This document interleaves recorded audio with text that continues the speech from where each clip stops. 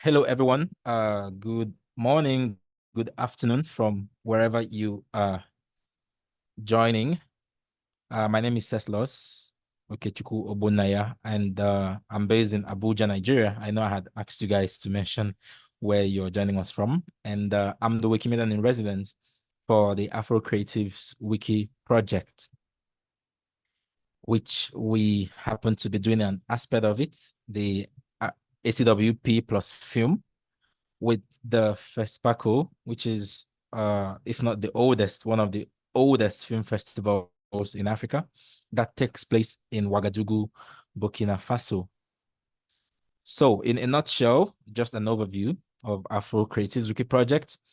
It's an initiative that is focusing on helping to close the gap that exists on the digital space about the African creative industry, namely the film space of Africa, or the African film space, the African fashion industry, and the African literature industry. So for the first leg, we are focusing on, of course, the African film industry, which we are doing in partnership with FESPACO under the FESPACO Edit-a-thon campaign. And by next year, we will be adding the, African fashion and African literature to the campaign to, make sure we are covering the key spaces, or the key creative spaces where we've seen the, gaps. And we, of course, are doing this using the Wikipedia platform and the other Wikimedia projects. And why the African film, why using Wikipedia to document the African film and TV space? There are many reasons, of which if we start taking them one by one, we probably will not have, the possibility to close up this session. But for us, we are going to highlight three key reasons why we are leveraging Wikipedia and other Wikimedia projects like Wikimedia Commons and Wikidata for now to, document African film and TV. So reason number one, as a very few of us might know, the Wikipedia websites represent over 10% of the top 100 most visited websites in the world. These precisely include the English Wikipedia, the French Wikipedia, Arabic Wikipedia, and the Portuguese Wikipedia editions. Of course, this does not get to mean that we will be only documenting on these language Wikipedias. No. Of course, we are also closing the gaps on the local African language Wikipedias like Swahili, Ewe, Twi, Igbo, Hausa, Yoruba, and what have you. But of course, these four Wikipedias top chart when it comes to the 100 most visited websites in the world.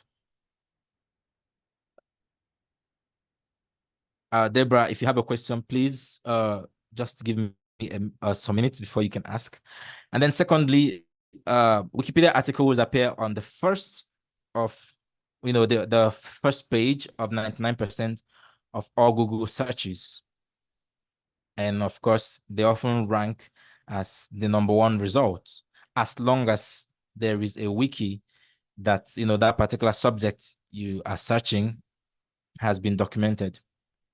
It could be Wikipedia, it could be Wikidata, it could be Wiktionary, which is also one of the Wikimedia projects, except it has not been documented on any wiki. That's the only way you wouldn't see a result from a Wikimedia project among your searches on various search engines.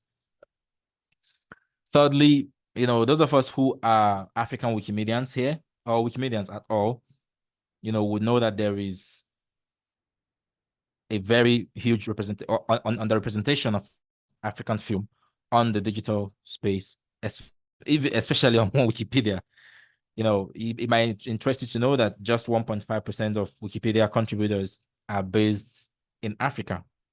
The rest are from the diaspora and mostly non-Africans, and the other worrisome part of this is these non-Africans are mostly the ones who get to write about African subjects on Wikipedia.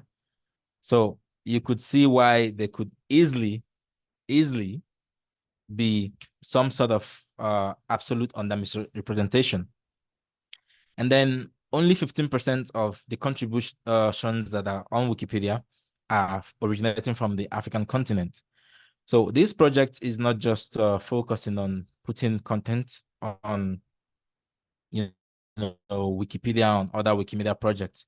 We also are focusing on teaching more Africans to learn how to contribute to Wikimedia projects. On this project specifically, we are targeting those in the film sector, and of course other film enthusiasts to be able to learn on the course of the training sessions how to contribute to Wikipedia and its sister projects efficiently. And then we are very focused on quality instead of quantity. For some of us who know, we have been curating this campaign since October 2023.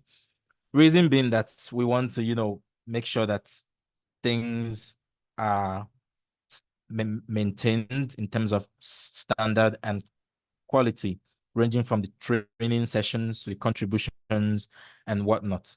So have that at the back of your mind when you are contributing, to this campaign on the various Wikimedia projects. And then in the Wikimedia space, we love to spoil people with choice. Yes, there is Wikipedia, but there are other Wikimedia projects like Wikidata, Wikimedia Commons that you could contribute to on this campaign. So it doesn't have to be Wikipedia. And why maybe you choose to contribute to Wikipedia, you can also choose to, do the tiny bits instead of going the whole 9 yards, curating an article from start to finish.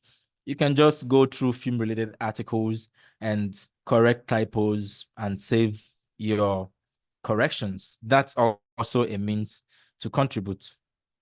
So it doesn't strictly have to be about curating an article from start to finish. If you love to translate, have at it. If you love, structured data, you're welcome to contribute African film-related subjects to the Wikidata. And, if you love uploading media files, maybe pictures of actors, actresses, film posters that you have the rights to, by all means, go to Wikimedia Commons and do your thing.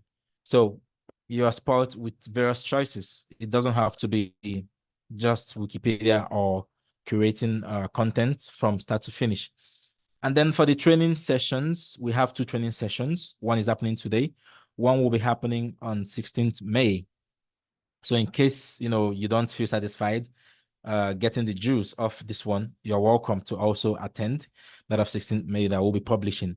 But each of the training sessions have 2 parts. The part 1 is focusing on, the general Wikipedia guidelines, where you are taught the rules, and the do's and the don'ts of the English Wikipedia. And then we'll take a break, 15 minutes break. And after that, we'll go to the part 2, where we will teach the film specific sessions. And with that, I say thank you and have fun. Don't be shy to ask questions. Our trainers are very interesting persons to have. And, we went for the best when it comes to having this training sessions. Over to you, Felix.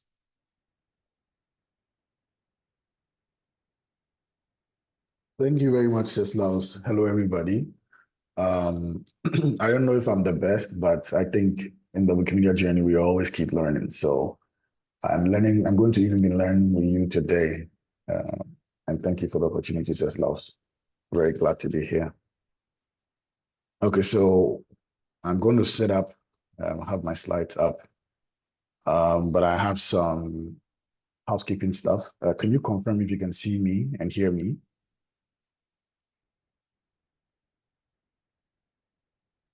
Can anyone confirm if they can see and hear me? Yes, we can hear you. Yes, Okay. we can. Okay. Can you see me as well? Yes, we can. Okay, great. All right.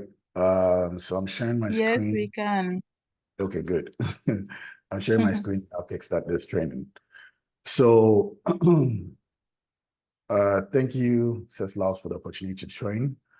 I am just going to say that my session is 2 hours, 30 minutes.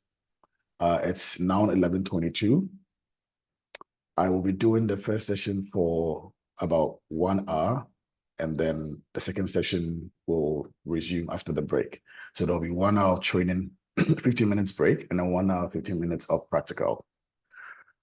Like Ceslaus rightly mentioned, part one is going to talk about the principles and the policies. And in part two, focus about the details and the fine details of what it entails to edit a film article on Wikipedia. I'm very happy that this session is going to be recorded. And so for those of you who may not understand a thing or two, you could go back to the recording and listen to them and be able to practice on your own.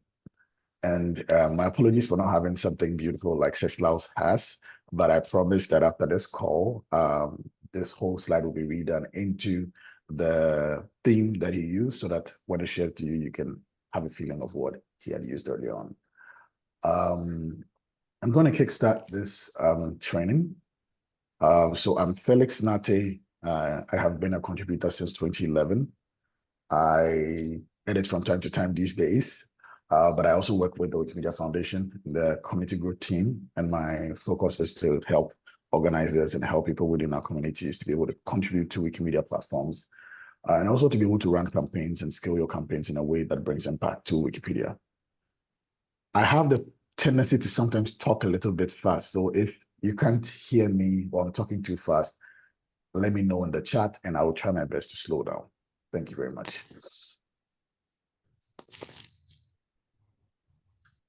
So a few housekeeping stuff.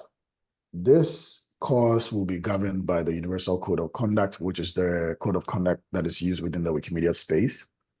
I expect everybody to have a curious attitude to want to learn, because they say anyone who feels that they know is not teachable. So if you have the mindset to learn and that curiosity to learn, you will learn something new. For some of you, your experience, you might also see this as something that you already know, but it's also a good refresher for what you already know. Let's treat each other with respect and civility in these calls. And in particular, I want you to do these things to ensure that we maximize the opportunity that we have here. So let's respect our fellow learners by muting our sound when we are not speaking or when we've not been asked to speak. Let's keep our cameras on at all time for participation. Somebody wants to see somebody, and this is why I'm putting my camera on as well. Be careful to avoid distractions. Don't do anything that will distract other people in the call. Participate on the chat if you have questions, and be patient with us. Let's be patient with ourselves as we go on in this training. This is part one of the training. And like I mentioned, these will focus on the basic policies and tools that are used within the Wikimedia space. Now, for the content, we will learn why Wikipedia for African film, what is Wikipedia, the basic policies, and the basic editing tasks. So, introduction. I know Ceslaus spoke about these things, but they're very important, which is why I also have my own version of like what these things are. So why Wikipedia for African film and TV? It is because film in itself plays a significant role influencing the attitude and shaping the values of a people. It is also a way of exporting culture of countries and sovereignties to other communities or countries that are interested in that. It is a way that we also depict our culture and tell our stories of our people, which is why it is important for us to cover film and TV on Wikipedia, because then we can tell more of the stories of a particular group of people or a particular culture. It's also because it's also because currently there's just about 4% out of the 6.8 million articles that exist on English Wikipedia about Africa, which means Africa is just a tiny little bit of all the content that exists on English Wikipedia. It's also because Africa is just about 2% of the total contributor pool from the Wikimedia space, which means that just about 2% of the 185,723 people that contribute to Wikimedia, Africans are just 2% of that. And if you do the math, that's a very small number. This also means that a lot of the content about Africa are not even written by Africans, they're written by other people. Some facts before we start. So the number of languages covered on Wikipedia right now is about 342, garnering about 30 plus billion words on the platform. The number of articles altogether on Wikipedia is about 45 million, a little over 45 million. And on English Wikipedia, there's about 6.8 million articles on there. The number of unique visitors is about 500 million visitors. And the number of page views is about 20 plus billion every month. It is currently ranked the number 7 in terms of most visited websites in the world. And this is the only nonprofit within that group of websites that is viewed by billions of people across the world. Now, quantity over quality, I think whenever we talk about this, I would not jump for any one of them because Africa is lacking in terms of quantity. So I would never look down on how important it is to produce a lot of content. But even whilst we have the mindset of producing content, lots of content, we must have the mindset of quality. So I have these things to showcase a few things. So we have to be swift and timely as Africans if we want to catch up with the rest of the world. But also being swift and timely, we must be meticulous in order to retain our contributions. We must follow the policies and guidelines to ensure that our content is being retained. Other than that, it will be a cost 90 job where we write and it gets deleted. So in as much as we want things to be there very quickly and in a timely fashion, we should also be concerned about making sure that we put out the right content. We can start articles even if it's small, if it's not a full article, and those are what we call stubs. But we should be sure that those articles are adequately referenced and follows the policies and guidelines of Wikipedia. Like Ceslaus rightly said, there's something for everyone. There are so many other projects that you can contribute to, and I picked 3 that I love that I want to share with you. That may also be significant or relevant to the training that you're doing for the FESPACO Edit-a-thon. So the first one is Wikimedia Commons. Wikimedia Commons, the audiovisual repository of Wikipedia. And this captures all the audio, visuals, videos that depict relatable content on Wikipedia. So this is where we store all of that. So if you are a photographer, you're somebody who's interested in making videos, you are somebody who's interested in making resources like training materials, PDFs, infographics, this is the place that we store all of that. I say this because when we talk about contributing to the Wikimedia space, people often think about just Wikipedia, but there are a lot of things that without we can have Wikipedia pages, or we will not have immersive Wikipedia pages. And most of those things are found on Wikimedia Commons. So Wikimedia Commons provides us that opportunity to be able to have the photos that express the individuals or topics that have been talked about, or visualizes those particular topics that have been spoken about. Wikisource is a library that documents resources, manuscripts, books that are in the public domain. So we document them there as a library for use on the other Wikimedia platforms. Then Wikidata is a linked open data that connects buckets of knowledge across the web. And so if you put stuff in Wikidata that has relatable information about other things, it links it and gives you that whenever you run a query on Wikidata.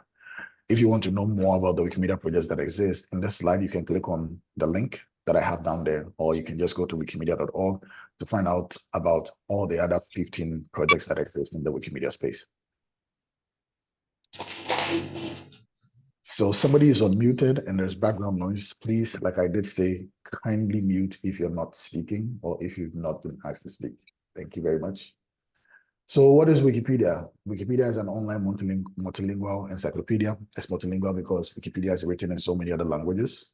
Like I rightly said, there are about 342 languages on Wikipedia. Anyone can edit only if they contribute under the policies of the community. So we say that anyone can edit Wikipedia, but you really have to be able to edit, or you really can edit under the policies of, under which Wikipedia allows you to edit. It is a wiki and free and open. Anybody can take Wikipedia and use it for whatever they want. It's a wiki.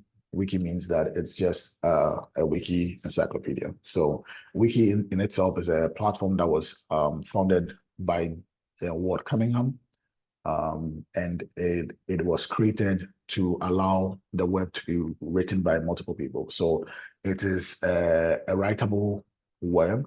I think in the 2000s, there was that idea of people contributing on the platform and writing together, and Wiki was created out of that. So Ward Cunningham created Wiki to become a platform that people can actually contribute to and collaborate on the web for content. And Wikipedia adopted this wiki, which is why it is called Wikipedia, the Wiki Encyclopedia. So Wiki is not for Wikipedia, which is why sometimes you hear things like WikiLeaks. WikiLeaks is not part of Wikipedia projects or Wikipedia projects. Now, the perceptions about Wikipedia, if I were to ask you today, I believe you have so many things that you'd say. Some people say Wikipedia is not credible.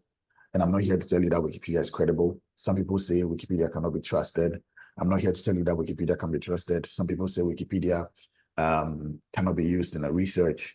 It will be marked down if it's used in academia. I'm not here to tell you it can, but what I'm here to tell you is that Wikipedia is just an aggregator of information.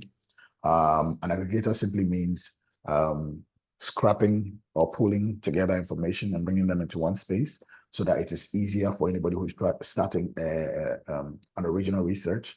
It's easier for you not to go looking for all those things, since it's all brought into one space for you. So I normally like to say that Wikipedia is a place to start a research and not a place to end a research.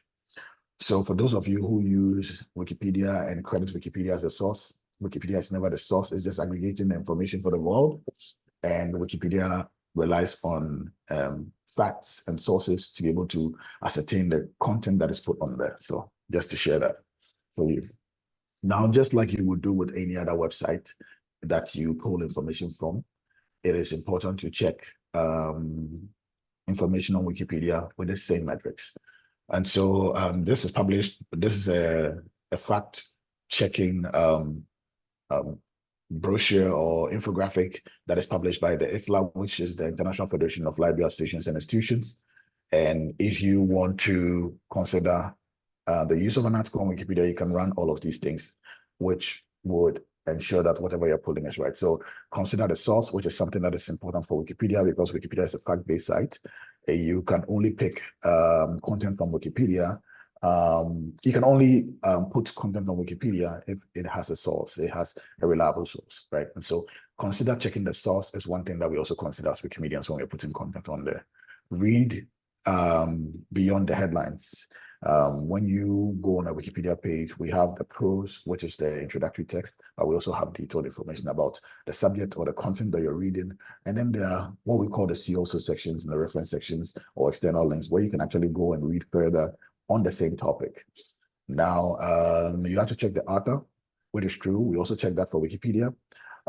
It's important to know who's writing the article. So, for example, if let's say someone was to publish that Dalton's atomic theory is disproved and cannot be used anymore, of course, you would expect that this is coming from a proper research entity or a proper individual conferred with the mandate to be able to disprove something like that. So professors and things in the same line of work would be who you would expect to be the author of such an article. And as Wikimedians, we also check that before we actually put content on there.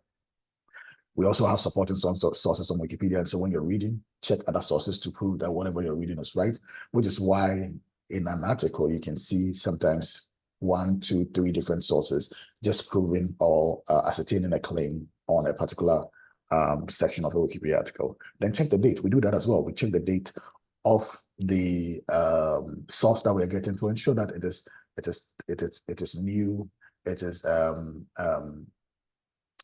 current.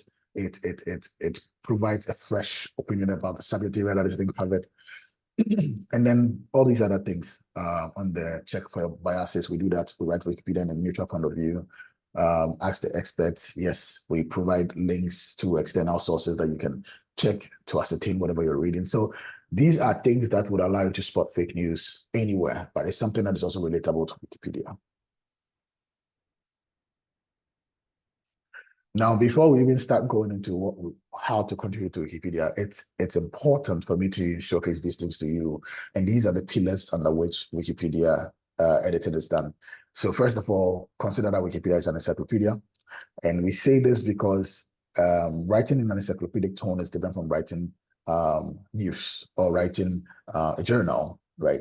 And so having the mindset of reading more on the policies on what an encyclopedic content is and how it is valuable in the context of writing would guide you as a Wikipedian when you're writing. Then Wikipedia is written in a neutral point of view. A neutral point of view here means that it's free from bias. It is expressing exactly what it is and not what somebody's opinion is. Wikipedia has its own voice, which is neutrality.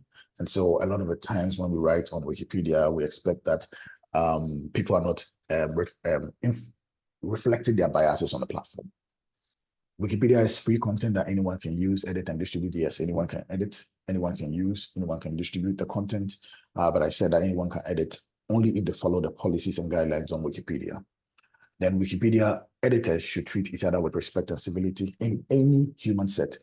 When humans have to collaborate and relate to each other or engage with each other on a goal, it's important for us to respect each other's views and opinions. And even if there's an issue, act with civility. So that's one of the pillars of Wikipedia. And Wikipedia has no firm rules. We say this because the rules on Wikipedia are dynamic. The rules on Wikipedia are living rules. They keep changing as we go on and as we learn new things. That's why I said even the most advanced Wikipedian will still say they learn because we keep learning each day and day out as we contribute to the platform. I'm just going to do a check. Like I said, I know sometimes I can talk too fast. So I'm checking if I'm going too fast. And if not, I will continue. But if I am, I'll slow down. I'll try and slow down a little bit and then we can move on. So quickly checking. Maybe thumbs up if everything is okay. And maybe thumbs down if I'm talking too fast.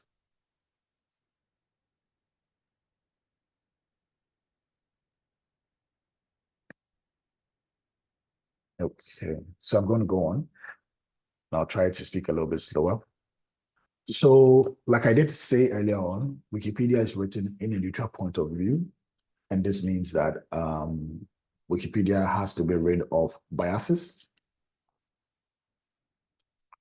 Neutral point of view is an ideal based on multiple reliable sources to convey information fairly, proportionally, and without bias. Now, in order to be fair and accurate, you have to watch out for things like this.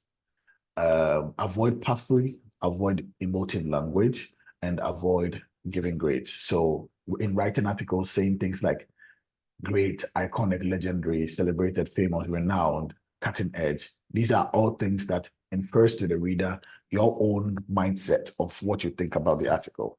And so in writing on Wikipedia, we often ask that people don't say these kinds of things on Wikipedia. If it is if it's a renowned thing, once the person reads the content, they'll be able to decipher that for themselves. So we say that be fair and avoid puffery when you're writing on Wikipedia. Avoid emotive languages like horrible, wonderful, exciting. So for example, genocide. If you go on the Wikipedia article for genocide, it doesn't say it's a horrible act. It just explains what genocide is without using this emotive language to depict to someone what they should actually feel when they read that article. It is left to the reader to feel what they want to feel based on what they're reading on the article. Then avoid editorializing, like saying surprising, obviously, unfortunately. These are all things that also influence to the reader and make them feel or have a particular mindset about what they're reading. So we try to avoid that and avoid giving grades best, worst. We don't need all of these things on Wikipedia. Now, if I were to ask, and please, if you want to speak, raise your hand, you'll be called to unmute. If I were to ask, who is the best player in the world? What would your answer be? Let's just take two answers from the audience. So anyone who wants to speak can raise their hands, and then I'll call them to speak. Who's the best player in the world?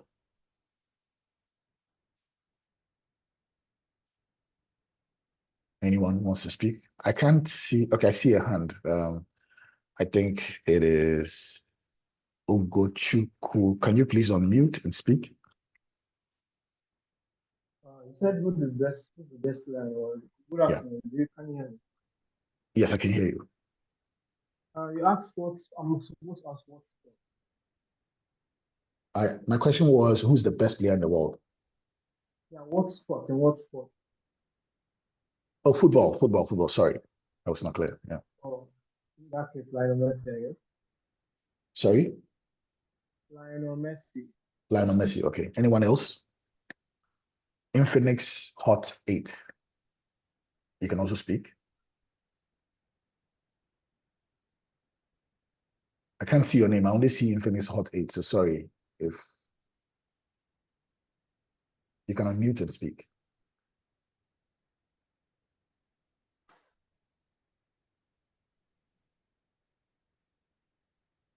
Can someone help him unmute? Infinix Hot 8.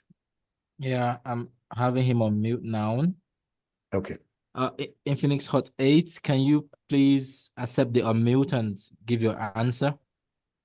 Thank you. Or perhaps you can drop your answer in the chat space if you don't want to talk. Yeah. Okay. So I'll just go on. So normally, human beings as we are, we have our own opinions. And so I asked Ogochukwu, and Ogochukwu said Lionel Messi. I would say C. Ronaldo. Somebody else would say Marco van Basten. Somebody would say Pele. Everybody has an opinion about who they think is the best. But on Wikipedia, Wikipedia has a voice. That voice is meant to be neutral. And so if you wanted to present something like this, you would say, maybe according to FIFA in 2018, according to FIFA in 2018, Messi was adjudged the best player in the world at the Ballon d'Or or on FIFA World Rankings, right? And this is how you present an information like that on Wikipedia. Instead of saying Messi is the best player in the world, says who are judging the best player in the world. These are questions that we would normally ask ourselves when we're reading a Wikipedia article that we expect to be neutral. And so when you're presenting facts on Wikipedia, always present it as it's said by the authority in the subject area, rather than to say it without any proof and backing from any authority. And so another question that I would ask is, who makes the best jollof rice? And Ghanaians will say Ghana, Nigerians will say Nigeria, Senegalese will say Senegal, Kenyans will say maybe Senegal, Gambia, that kind of thing. But nobody actually knows who makes the best jollof. And this is something that keeps going on and on between countries, arguments. But at the end of the day, let's assume that there was a cookout by maybe an entity that is meant to give Michelin star to chefs. And these Michelin star chefs are brought in from these countries and they cook. And the best are judged, let's say Nigeria. Of course, you can present that on Wikipedia by saying, according to a so-and-so body, Nigeria on this date was adjudged after a competition to be the best, to make the best jollof rice in the world, right? And so I am Ghanaian, and saying Nigeria makes the best jollof rice right now, maybe I'll even get some beatings after this, but it's just an example that I'm giving here. And it's to say that Wikipedia tries its best to represent those facts or claims with reliable sources, and also backing those facts up by an authority in the subject area. And so Wikipedia never says something that is meant to be a thought or an expression of somebody's thought. It always says it based on facts and based on the sources that exist on the subject area. Okay, so an example of this would be this. You and I know robbery is a bad thing, but if you read the article about robbery on Wikipedia, it doesn't say anything that makes an individual feel like they should think is bad. It just expresses what robbery is, and it is your job as the reader to inference what the meaning of that robbery is. You can say, I read it, I don't think it's a bad thing, it's a good thing, I want to do it. I read it, oh, I think it's a bad thing, I don't want to do this. I think it brings fear in people, and that's not something I want to inflict on a fellow human being, so I won't do it, right? So at the end of the day, we present the fact as it is without having to tell you what you should think about that subject that you're reading, or about that topic that you're reading. Now, Wikipedia is also written in verifiable and Wikipedia articles are meant to be verifiable and notable. So verifiability and notability is at the core of what we produce. Now, Wikipedia strives to publish verifiable information about notable subjects. And the reason why we do this is because if we don't put notable content on there, then Wikipedia will become a phone book that you can document everything and anything in the world. But of course, if we were to document everything and anything in the world, we would need maybe a whole country of servers just to host the content that we put on Wikipedia. And so always have the mindset and remember that Wikipedia can only be written about notable subjects. And these notable subjects should be verified. We should be able to find sources to prove or ascertain their notability. Now, the next question in somebody's mind is, how do you ascertain notability? You can only ascertain notability if the subject you're trying to talk about has received significant coverage in reliable sources that are independent of the subject. I'll explain all of these things. And please take note of the bolded text in this particular paragraph. So you can only ascertain notability of an article by providing, by ensuring that the topic or the subject has received significant coverage in reliable sources that are independent of the subject. Now, let me go on and say this. So somebody said Messi was the best player in the world. Let's assume he got this from FIFA.com. Now, is FIFA.com a reliable source in relation to football? Yes. Is it independent of the subject? Yes. Does it have a significant coverage? Maybe not. Maybe Messi was just touted in that particular article as the best player in the world. But saying Messi is the best player in the world is not enough to create a Wikipedia article, which is why we say it must have significant coverage. So, for example, if FIFA had profiled Messi, right, and spoken about Messi and his career and everything, that is significant coverage. And if in that article it was mentioned that Messi was the best player in the world, that is significant coverage. You can only use an article on maybe the best player in the world that has a mention of Messi being the best player in the world to complement an already existing article that talks about Messi being the best player in the world. But to establish notability and to ensure that you are writing that article and not have it removed, you must always ensure that that article that you are picking or that source that you are picking, that is one, reliable, that is two, independent of the subject, has covered the subject significantly. And when we say significantly, it should not be mentioned in passing. It should be the topic or the headline of that whole article. Which is why somebody says, oh, but I used a very reliable source. Why was my article deleted? It was only deleted because maybe that article was not significantly covered in that source that you picked. And so please take note today. To establish notability, the article should be covered significantly from a reliable source, and that source should be independent of the subject. Now, that is one. Now, to be able to ascertain notability, you must satisfy all of these conditions. But using just one source that satisfies all these conditions is not enough. The suggestion is that normally you must use two of those sources. And when we say using two of those sources, we don't mean a mirror source. I'll explain what a mirror source is. A mirror source is a publication that is done in one article and then another source copies it and then publishes it. No. It must be the one source that covers or meets all these criteria and then covers it significantly, and then another reliable source that covers the same topic significantly, but not the same content. So it should not be a mirror source. It should be two different sources covering an article in significant quantity, and then also a reliable source that's independent of the subject. I know that you will have questions around this, so I'll come back to that in a minute. Now, policies to watch out for, apart from neutral point of view and verifiability and notability, are copyright viol and conflict of interest. Now, I curated this course based on my experiences as an African Wikimedian and based on the hearsay of struggles of Africans. So copy viol is something that a lot of Africans are subjected to when they write articles on English Wikipedia. And COI is another thing that not so many Africans, but it's important to be wary of.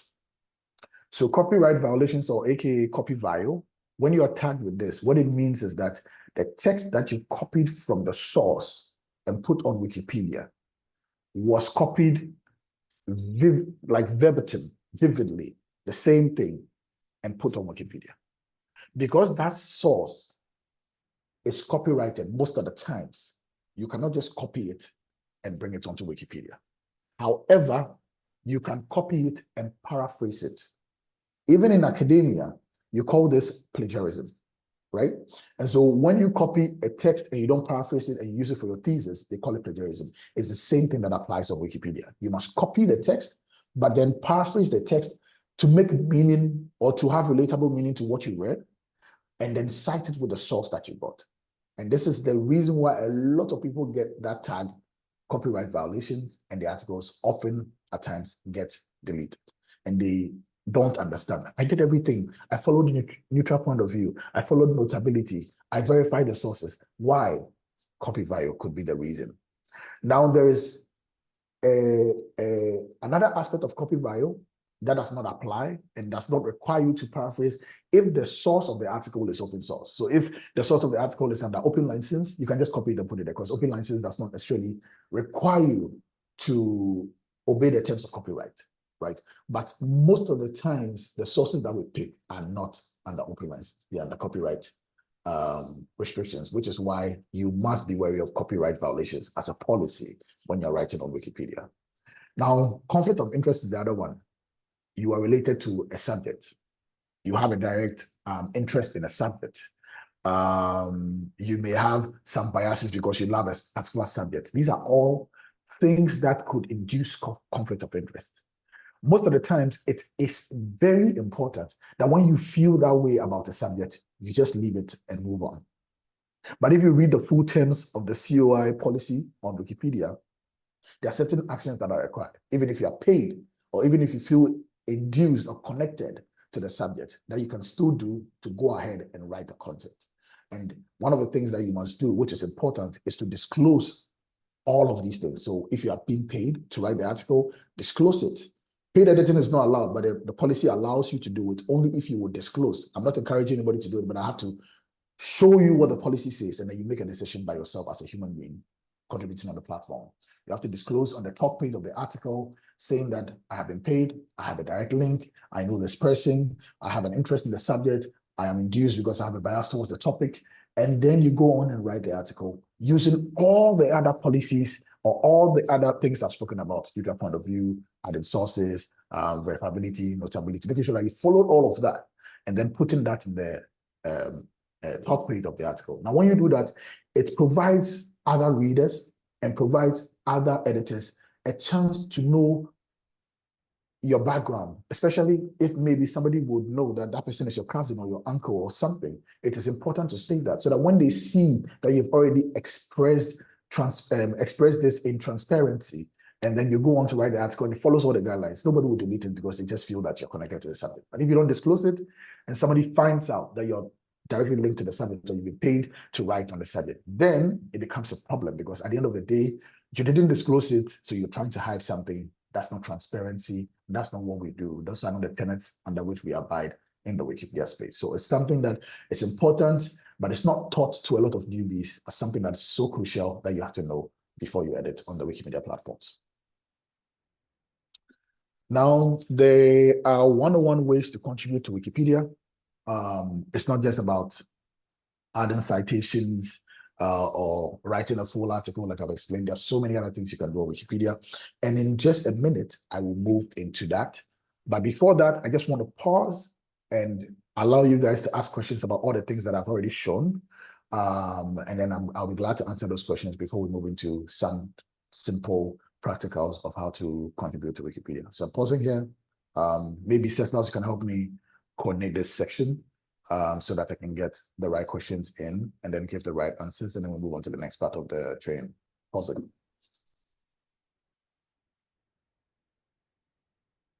The progress so far, it's amazing, diffusing all this and helping our attendees to understand the sphere of, the scope of things on English Wikipedia. So please, if you have any question up to this moment, please, by all means, raise your hand and ask before we get into the next segment. Any question at all, please don't be shy. Don't feel like, you are asking, the wrong question. In the Wikimedia movement, there's nothing like the wrong question. So by all means, ask away. Simply raise your hand and I will have you unmute your mic and ask your question.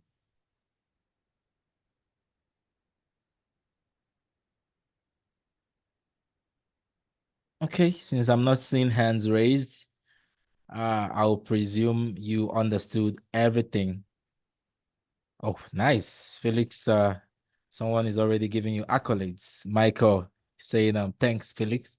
Great presentation. Yep. Thank you, Michael, for that compliment. All right. That's to say, Felix, we could, get into the next phase. Oh, wait, there is a question from Odas. Willie, he says, 1 minute. He says, does any contribution credit the author?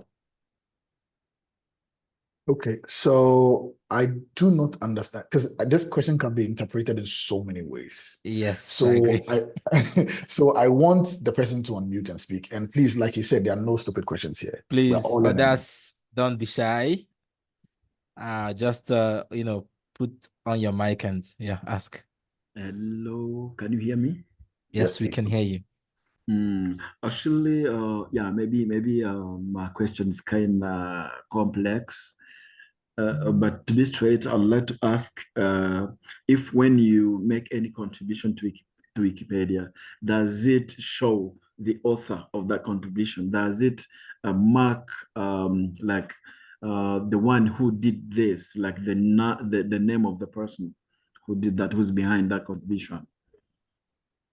Thank you very much for the question.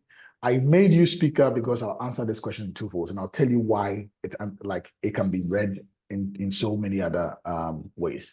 So first of all, when you ask for contribution credits, I was thinking of the original. Remember, Wikipedia is an aggregator information, so we pick information from a secondary source. So I was thinking you were talking about contribution credits for the author of the original research or the original article, right? But what you are asking right now is about the author of the article on Wikipedia itself. So when you write on Wikipedia, any edit, any contribution you make, it registers the name of the user that made that contribution. However, because every claim or fact deserves a Wikipedia citation, deserves a citation or a reference, when you are putting in the reference or citation, it also asks you of the author of that original work. And so you get one, the person who contributes the article on Wikipedia, two, the source of the article, and then it credits the author who made that article from that source. So that is why I said I want to understand the question, because it can be answered in multiple folds. I hope I answered the question. If I didn't, please let me know, and I will try and elaborate on that. Thank you, Felix. So that's just to, amplify clarity. Before you edit anything on any Wikimedia project, make sure you are signed in using your username. That way, when you make edits, it's registered to your username. Okay? Even if you don't use a username, your IP address will be registered. Yes. Since we're talking about this, let me just give the pros and cons. If you want to be a part of this movement and you want your journey to be documented, so that you can enjoy the perks of the movement. You can enjoy the advantages in the movement. It's always advisable to create a username. Now you can create a username with your nickname, anything, if you don't want to be known, you want to be anonymous. But if you want to be a part of this movement, it's always advisable to do that, so that someday you can go back and click on that and say, these are all my contributions, and use that to obtain scholarships, support to do your work within the Wikimedia space and what have you. But if you are unconcerned that you just want to contribute to the platform, you can decide not to even log in and still be able to edit. But what will happen is that your IP address will be registered.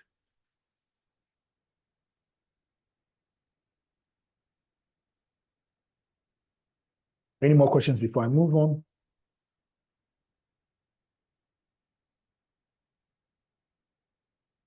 So I see somebody commenting in the chat, a simplified presentation, thank you. Wikimedia in itself, if you want to teach the entirety of even just Wikipedia, not the whole Wikimedia spectrum, or the Wikimedia space, it can take us months just teaching it because the policies are a lot.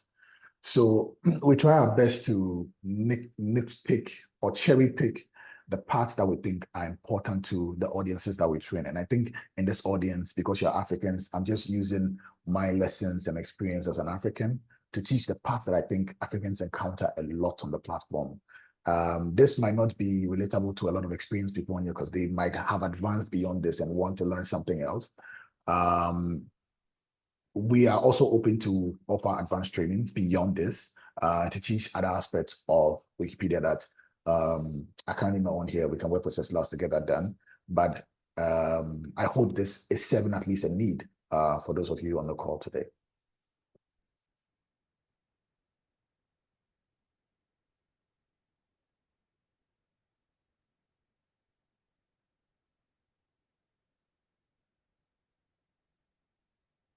So I see concerning a username, can it be changed?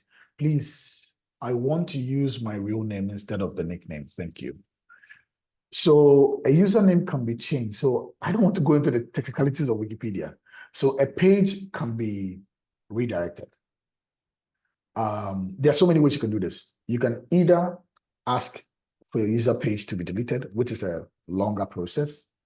You can also do a redirect from your old user page to a new user page, just to showcase to people that user XYZ is the same as user ABC, right? That's another way that you can go about it. Or you can just stop using the old account and then we put a template on there saying that this account is not being used anymore. If you want this person, go here. And then you can create a new one. But please don't use two accounts to edit. That's one thing I'd like to say. Thank you, Felix, for that clarity. There's 101 ways to contribute. Okay, cool.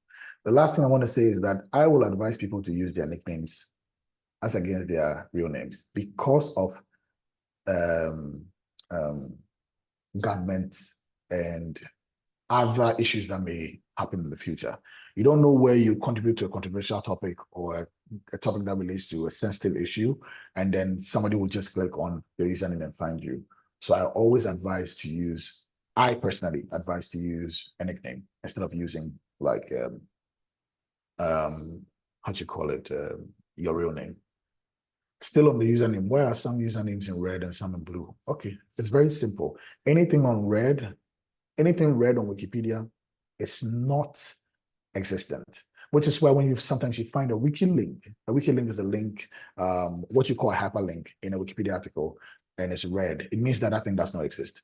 When you see blue, it means it exists. So when your username is red, all you have to do is to click on your username and then write something about yourself. Tell us who you are, and then it becomes blue. After you save it, your name will become blue. That's all it is. So red means it's non-existent on Wikipedia, blue means it exists, and I'll show you that very soon. Okay, so let's move on to the 101 ways of contributing to Wikipedia. I'm not saying here that there are 101 ways to contribute to Wikipedia, but what I'm saying is what I'm doing here is trying to exaggerate that there are so many variant ways you can contribute to Wikipedia. Most often than not, when we talk about contributing to Wikipedia, all people think about is writing an article, but that's not just the thing you can do. There's so many other things that you can do on Wikipedia. I think somebody is vandalizing the page. They are writing things on the screen. I don't know. Maybe Ceslaus, can you remove annotation from the Zoom call. You can do that by going to security. It will take out all of these things so people don't use that feature. Okay, so I'm just going to move on. In the call today, we will learn all of these things, these simple things. And let me just check time. Oh, it's already 1 hour. No, it's not. I still have, I think, 17 minutes, about 17 minutes. Let's go on with this. So the things we'll be learning in this call today as an exercise will be how to create your user page, how to use talk page communication, add a citation or reference to Wikipedia, add a wiki link, copy, edit, or correct typos, tag an article or add categories, create a stub, and then edit summary, okay? I'm going to stop presenting so I can take these annotations off the screen. It's going to interfere with what I'll be doing, and then I will represent. I think when I do that, I will take this out. So stopping this now.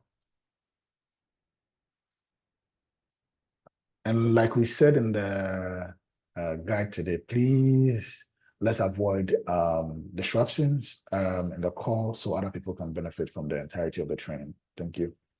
So I'm representing now. Okay, good. Okay, so the first thing is user page. And from this part onward, it's going to be practical. I will take my time to do it, but I also have only 17 minutes, so I have to be a little bit quick. All right. So I'm going to move out of here and go into English Wikipedia. So somebody asked,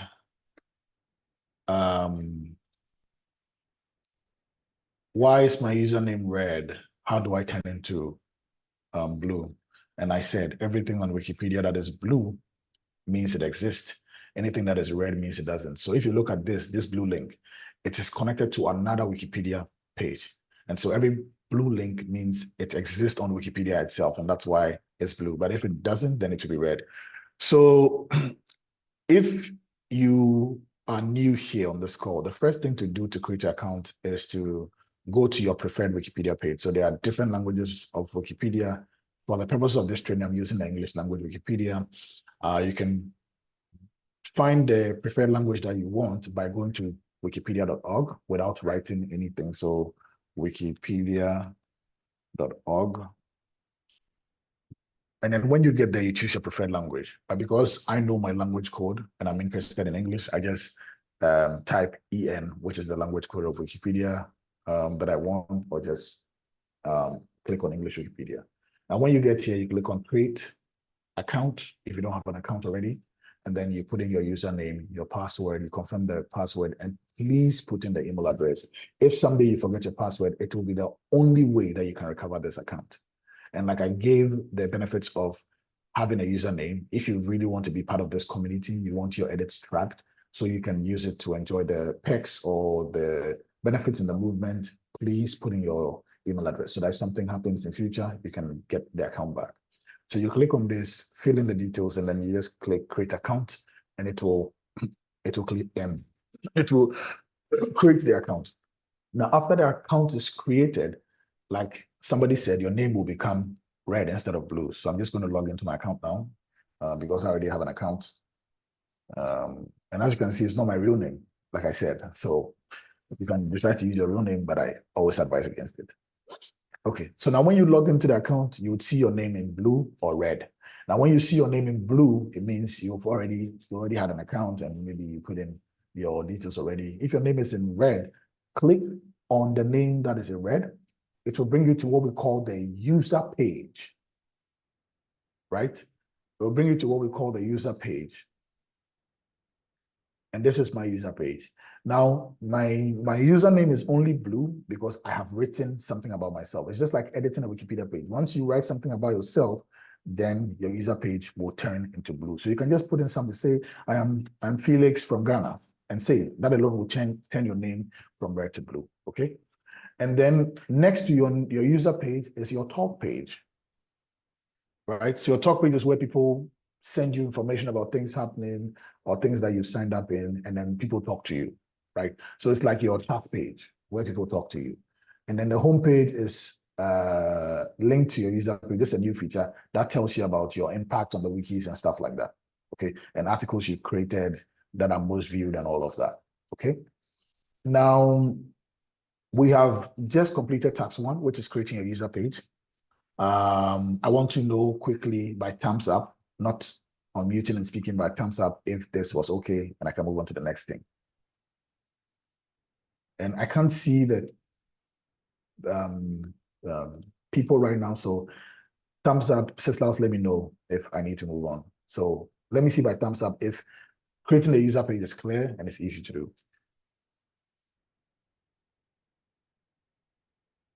Maybe you can write in the chat. I think that'll be easier for me. Thumbs up from Ezine. Thumbs up from Abdul. Okay. Thumbs up from Faith B. Okay. So I guess we're good to go. Thumbs up from Terry. So yeah. Okay, cool. The next thing to teach in this is talk page communication. Talk page communication can be cumbersome, but it's very easy to use as well. So if you want to find someone to talk to, right? Because when you go to the talk page, it's where people talk to each other. So let's say I want to find someone to be able to talk to. Sislaus, can you give me your username? Can you put it in the chat, please?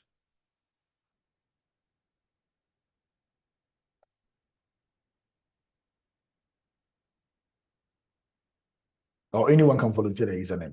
Just put it in the chat and I'll pick it up and then we can take from there.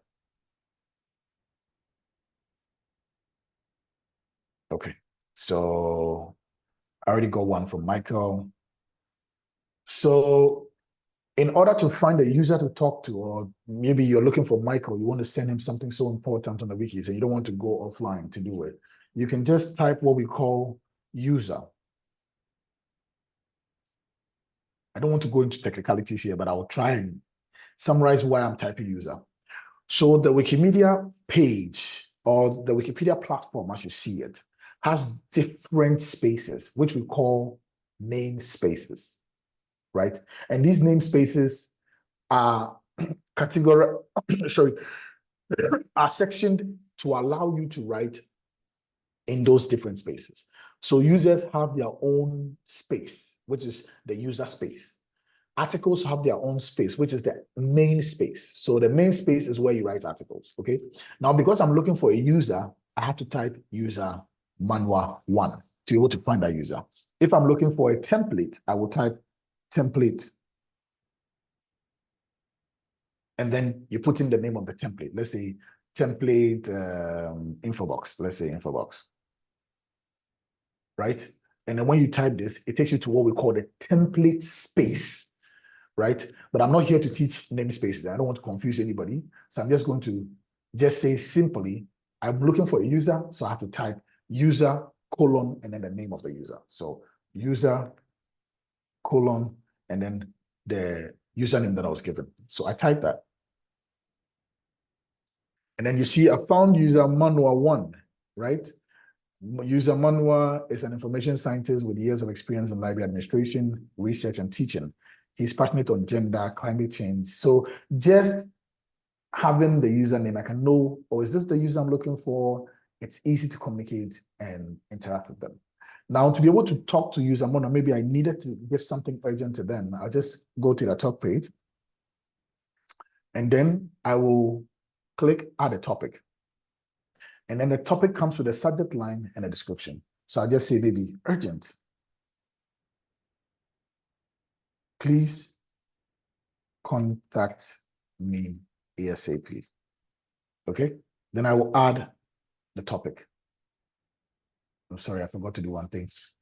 These days, it does it for you. But before, when you do this, you have to sign. But thankfully, these days, you don't even have to do it. The system just does it for you. So you go ahead and write this, and then the user would immediately get a notification. I would have wished we can show their screen, but for time purposes, we can't do that. So the user will receive a notification. So user manual, you would have received a notification that I sent you a message. Now, when you click on that notification, you will see my message, and then there will be a reply button down there, right? Now you can click on the reply and then just reply, hey, I'm trying to call you right now. So we can all see on this page.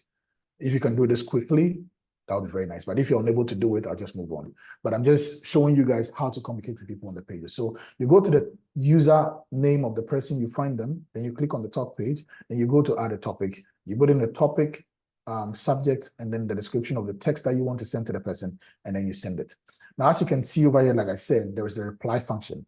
So if he goes to his top page, he will see the reply function. He can click on that and then reply to me and say, hey, I'll be in touch with you shortly, or hey, I'm calling you. And then I will also see that as a notification and then be able to know that he's going to call me or he's calling me and what have you, right? So these are ways that we communicate with each other on the platform. And like I did say in the policies, we need to show civility when we're dealing with people. So please make sure that whatever you're typing is not insulting. It's something that would bring transparency, something that will encourage another person to contribute on the platform, and then what have you. So this brings me to the end of how to use the top page to communicate.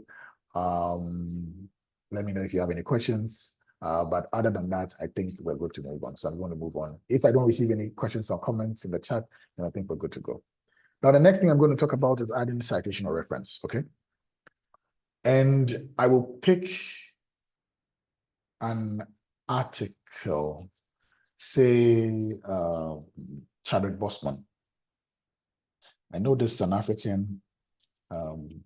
Let me ask, can somebody volunteer a name of an African actor or actress or an African film in the chat so I can use that? I don't want to use things that are not African. So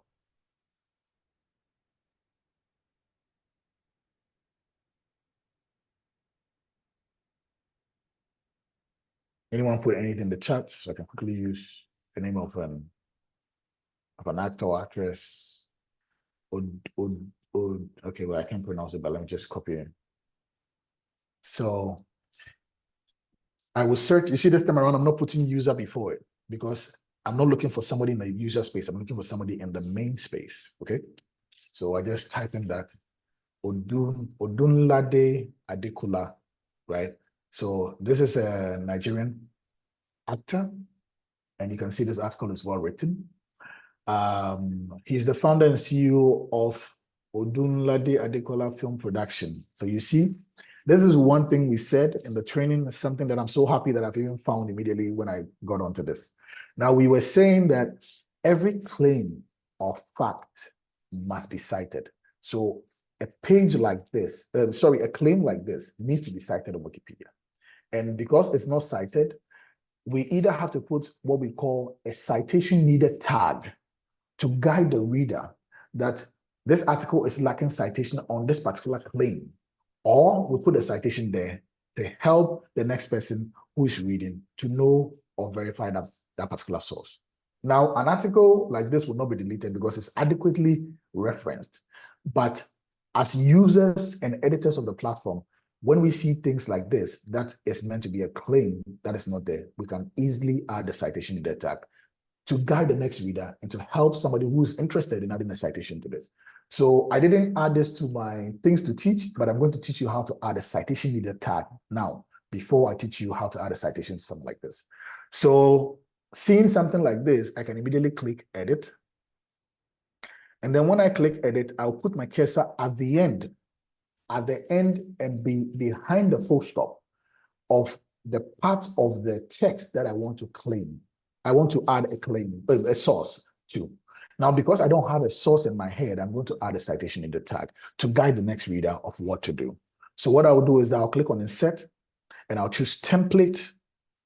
I'm going to do it again. I think I was a little bit too fast. So you put the cursor at the end of the text behind the full stop, then you click insert, and then you add a template. And then you type in the template citation needed. It will open up what it is. So the template is used to identify claims in articles, particularly if questionable, right? So I add it, and then I click insert. Immediately, it adds what we call the citation needed tag. And this citation needed tag will guide the next reader or user of this text to be able to know that, oh, I need to take that part of the article with a grain of salt because it doesn't have a citation to prove that indeed He's the CEO and founder of Odunlade Adekola Film Production, right? And so because I don't know this, I add a citation in the tag. I go ahead and click publish. And then in my edit summary, I need to write. The reason why we write in the edit summary is to guide the next editor what was done or what was changed in this article. So I can then go ahead and added a citation needed tag, right? And then I go ahead to click publish. Now, as soon as I do this, I am guiding whoever will come back to this page to know that, please, this part of the text, don't really take it as it is. Make sure you do your own research to uncover that he's indeed the CEO and founder of whatever has been said over there, right? But let's take the opportunity to look for a citation. So I can easily copy this, and then just do a Google search. I think it should be something that can be easily found. Founder of. So the Guardian Nigeria. Now the Nigerians on the call, specifically Ceslau, so that we can coordinate this better. Is the Guardian Nigeria news a credible source from Nigeria on this particular topic when it comes to film? Yes, Guardian is a credible source. Okay, so I can now click and go in there. So you see, I'm following the processes that I taught you. I'm doing my work here. And then I'm going to read. So Odunlade Adekola, I follow easily with indigenous content. So this is a profile on him. So let's assume that he didn't have a Wikipedia page. This would be a good source. Bear in mind that Ceslau says, I didn't say, that it's a credible source, right? So considering that it's a whole profile on him, you can use this to ascertain notability for an article like that. But what we're looking for is not that. What we're looking for is that he's the CEO, right? So let me look for that. So it says here, he's the founder and CEO of Odunlade Adekola Film Production, right? So I'm just going to copy this text because it's a credible source and it proves that. Then I'll go back into this same article. I'm sorry, my internet's a little bit slow. Yeah. And then I will remove the citation needed tag because now I have a citation. And then I will click cite and then paste in my URL. Now, you can either automatically generate a citation, you can manually add a citation by using these features that are on there, or you can already reuse a citation that already exists in there. So let's assume if the citation was already used, I'll just look for it and then reuse it again, right? So let me type maybe Guardian, see if there's any Guardian article on there. You see, there's a Guardian article, but the Guardian article over here is a different article. It says, Odunlade Adekola Orisa to become most watched. But then the article we are using over here, the headline is what? I flow easily with indigenous content. So you see, there are two different articles. So I can't use this as a reuse. What I will do is that I'll go to automatic and then paste the URL and then create to generate. Now, after I have created, I've clicked create, it will generate, and then I will click insert. When I click insert, it will add that citation, and then I'll go ahead and publish. And then I'll say added a citation so that the next person will know exactly what I did, and then publish. Now we have successfully added a citation to this particular claim on Wikipedia, making sure that the next reader is not wary of whether what they are picking is credible or not. Now you see that after every text, I put in a citation, I put a summary in the edits that I did before I published. This is the reason why we do that. If you go to the view history, you will see all the changes that were done, and it will tell you exactly what I did. So added a citation in the tag. This is one way to ensure that administrators, patrollers don't delete an edit you've done, because if you don't tell them what you did, they assume you just came to vandalize. So it is always important that when you are adding or referencing or doing something on an article, you always add a summary to what you have done, just to guide the next reader, the next editor, on what has happened on the article. Okay. I don't want to go too slow because there's a lot to be taught and Wikipedia is quite a lot. So I'm just going to run through some of these things. Now, adding a wiki link. I've already taught edit summary. I've already done citation. I've done talk page. I've done user page creation. I'm going to move on to edit wiki link. Now, a wiki link is a link in an article that gives the reader a contextual meaning of what they are looking at or what they are reading. Okay. And so if you look at this article, it says he's a Nigerian. Imagine somebody who's not from the continent and doesn't know what a Nigerian is or who a Nigerian is. By adding a wiki link, you are helping somebody to know what a Nigerian is without having to Google what a Nigerian is. So a wiki link is added to aid readers and to aid contributors of the platform to understand the context of what they are looking at whilst they read or contribute to the article, right? And to add a wiki link is very simple. Let's assume and you have to watch the number of wiki links you add to a page. Don't add wiki links to things that are common knowledge. For example, actor and singer. We assume that this is something that everybody knows, right? So you see, wiki links have not been added to them. But somebody could also argue that not everybody's educated that would know what an actor and a singer is. So I would add links to one of them just to showcase to you how it is done. So to add a wiki link, you click edit.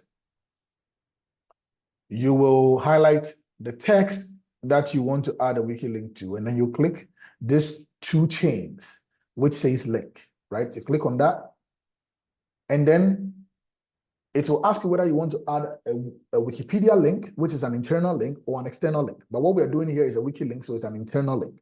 So you click on Wikipedia, and then you type what you are looking for, actor. Now, as you see, so many actors that have come up, but what we're looking for is an actor, a person who portrays a character in a production, right? So we click on this to add a wiki link, and then here you have it. It has added a wiki link to actor in the Wikipedia article. But of course, actor and singer are common knowledge, and I don't want to add a wiki link, so I will not publish this. I'll just go ahead and escape and then remove this edit. So now you've also learned how to add a wiki link.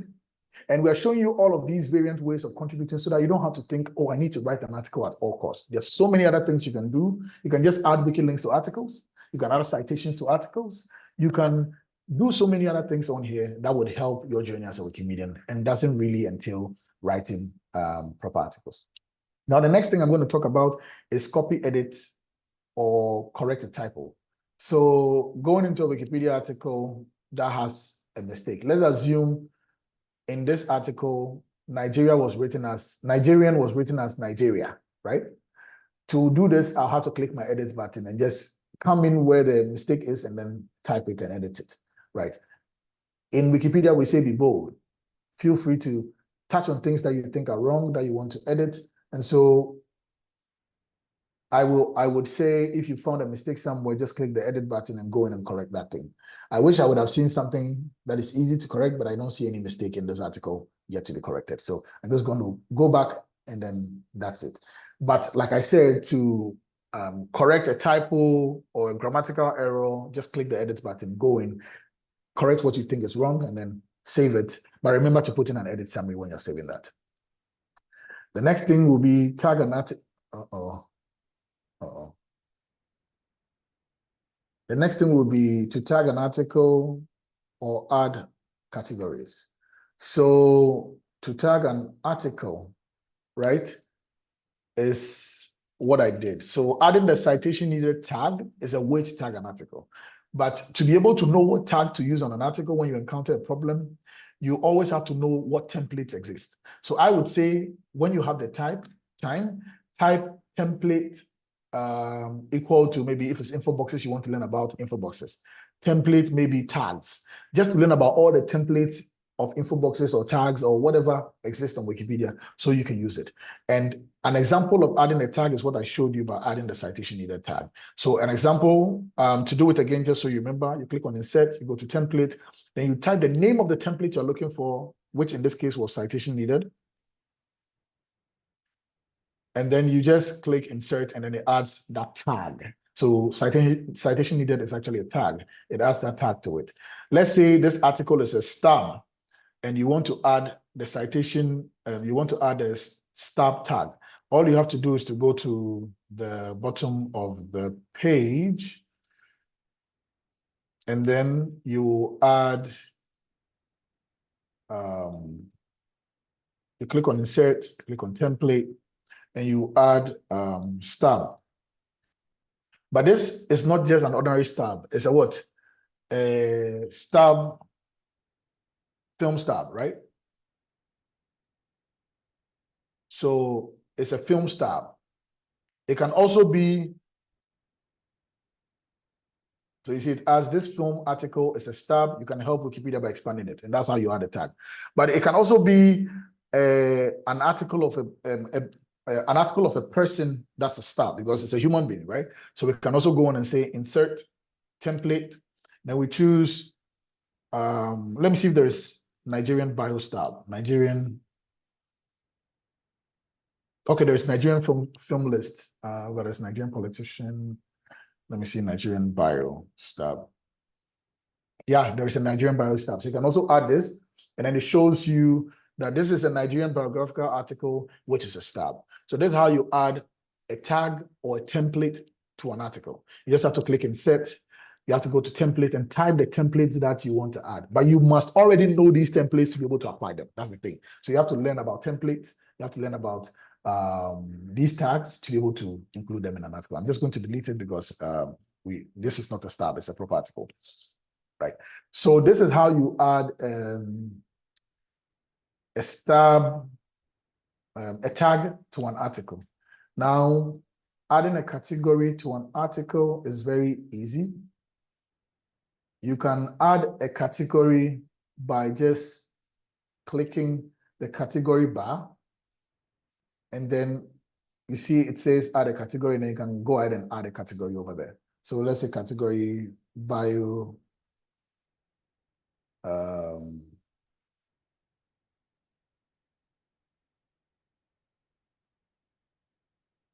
right? You can do biography, right? And then you click on that and it will add it to the category biography. But this is a category that, okay. So this is a biography that does not exist. That's the reason why it's red. But let me delete this and then find the category that exists. Biography. Okay, biographers by nationality, biography. Okay, I can choose biography, arts, and entertainment because this is a biography of a person who does arts and entertainment, right? Click on this, and then to add him to the biography, arts, and entertainment, right? So that's how to add biographies, very simple. Or you could also add biographies by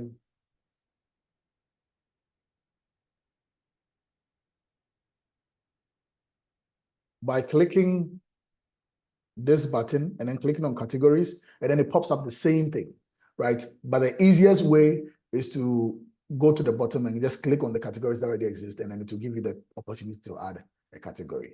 Very simple. And I know I'm going a little bit fast because time is not on my side at the moment, but yeah, that is how to add a category to a Wikipedia article. I will move the action of creating a stab to part 2 so that I can take my time and explain that to all of you. But for now, these are the things that I wanted to run through. I've been able to run through all of them. I'm going to pause before we go for a break for if there are any questions that you have around all that I've walked you through so far. And then I will answer those questions, then we'll take a 15-minute break and come back. So pausing here, let me know if there's anything that I need to answer. So I already see a question in the chat which says overlinking. So overlinking can be a problem because if people are taught, like I've taught you today, how to do wiki links, because they know adding every link is an edit, they can go ahead and add a link to everything on the page. But the way wiki links should be done is to provide contextual meaning to the article that is being read by the user. And so things that you foresee could be a challenge to the reader are the kinds of things that you would create a link on to provide more immersive understanding of what the reader is reading, right? But things that are common knowledge, you can avoid it. There is. Thank you so much, Felix.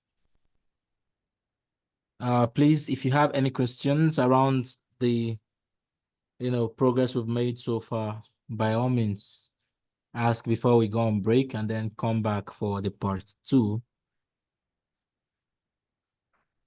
Okay. Terry So I said have. thanks on guidance. Yeah. On I adding also have a categories. question. I had a big. I Okay, see a go ahead. question. Sorry. The question, so I think there are more questions up there. We would have to find a way to bring all of them back. So the person says, how can you add alternative sources to articles that you already edited? Okay, Yeah. good. So let's say, for example, right? Let me type this again. The name is Odunlade Adekule. I hope I'm mentioning this thing right. I'm massacring the name. Yeah, Odunlade. That's his Okay, name. good. So let's assume we want to add another claim to prove this particular line, which is he's the founder and CEO of OAAFP, okay?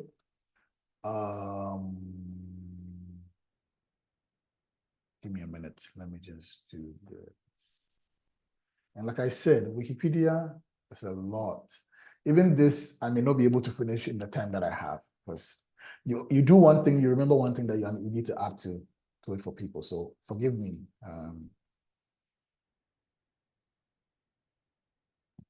Okay. So the Guardian already said it. Do we have any answer? Modern Gun on this one, Elliot? No. Nolly Wire is the founder and CEO. Okay, let's assume, okay? I'm not saying this is right, but let's assume Nolly Wire is a credible source in relation to this particular topic. If we wanted to add other alternative sources to emphasize, no, to emphatically ascertain that what claim we're talking about there is right, and we don't want anybody to delete it, you can add maybe 1 or 2 more references to that same line to prove that what you are saying is true. And the way you will do that is simple. So you find other sources that speak to that same issue, and then you will add it to it just like I did. So you add, you go to the same line, and then you just click after the first citation, and then you click on cite. You will go for the source. How come this thing is not going anymore? What is this? I want you to go. Sorry, I'm struggling with the Zoom thing. It's not going anymore, and my tabs are on top. Let me move this thing around. Maybe I can get this. Move this thing around. Okay, I found it. So that's the link.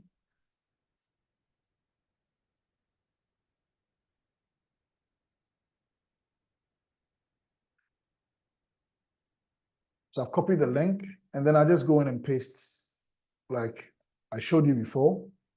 Then I'll add this link once it's created and then insert. So this is how you see people adding multiple links to one Wikipedia article. If you have more links, but I mean 2, 3 is okay. Anything more than that is just spamming, right? So if you have more than one link that actually proves, you can go ahead and add it to make more sense to the article. So that's how you add multiple ones. Now, the question you asked can be read in 2 folds. Let's assume you had an external link that you also wanted to prove. Let's say an external link to IMDb that talks about this guy and his profile. You can quickly go to the bottom of the page. So normally we add external links after references, and then you just click on insert. You click on paragraph, choose heading, and then you create external links. Then you push your enter button to create that section external links, so that if anybody wants to find any other alternative sources to back this article, they can come here and find it. Now let's assume this is the external source we want to use, okay? We just copy this. We follow the same, oh no. Where's the Wikipedia page? This thing is a struggle today. You know what, let me just, how do I get this thing to go?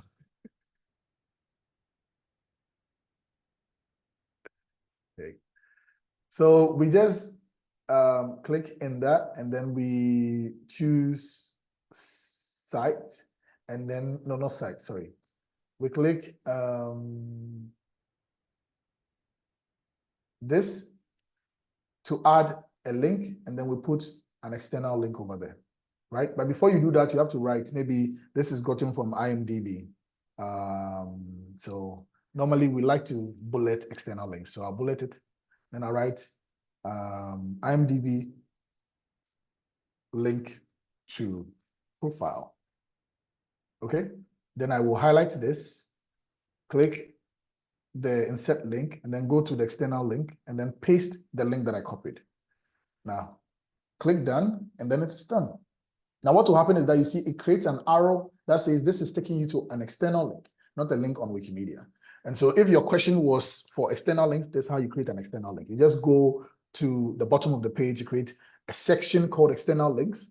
Then you would write a description of what the external link is so that the person knows what they're clicking. And then you would highlight it, click on the chains to add a link, and then you choose external site, and then you paste the link in there to add an external link. But this is not a proper external link, so I'm not going to save it. I'm just going to escape to remove it. I hope I answered your question. The person who asked the question in the call. I hope I answered it.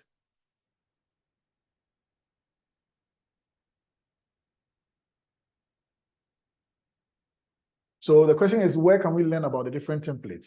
So like I said, there are different spaces on Wikipedia. And for me, the easiest way that I found that you can do this is just to go on Google and type templates on Wikipedia. Because you have to know to be able to search on Wikipedia. So for me, I normally do this. Wikipedia templates. Then it brings you to all templates on Wikipedia. It will give you links to templates that you need to watch, what have you, right? So that's the easiest way to do it. Just go to Google and type templates on Wikipedia. It will give you that page, which is Wikipedia:templates, and then do this. But you might not always remember this. So just go to Google, type that, and you'll be fine. I hope I answered the question. Thank you, Felix. Let me just add to that. So that was from Eberechuku, I think. For the purpose of this campaign, we have curated a list of, film-specific templates. These are on our, Wiki project pages, both on English, French, and Arabic Wikipedia, which we'll be sharing to the participants via emails later on, maybe within next week before we launch full-blown on 18th. So at least you can have access to film-specific templates. Thank you. So I think there are no more questions in the chat. I'll leave you guys to go have your break. Thank you so much for bearing with me. I know I went over time. My apologies for that. But thank you so much for bearing with me. Thank you for being here and making this work. Now I will... Thank you, Felix. So please, like he said, we have a 15-minute break, and then please be back so you don't miss the part 2, which is film specific, and in my honest opinion, the more interesting part between these two parts. So please, at least by, okay, this is 1:45. So 1:45, that's West African time for those in West Africa. So you should be back here by 2 p.m. West African time. Yeah. Cool. So and if you want to stay back too, please, by all means, we'll just maybe spoil you with some music. If you don't have maybe tea or lunch, late lunch, of course, by this hour, to gulp down while having your break. All right, so I'll be playing some music whilst we're on break, and then we'll be back on top of the hour. Thank you very much for your time, and here we go. Thank you.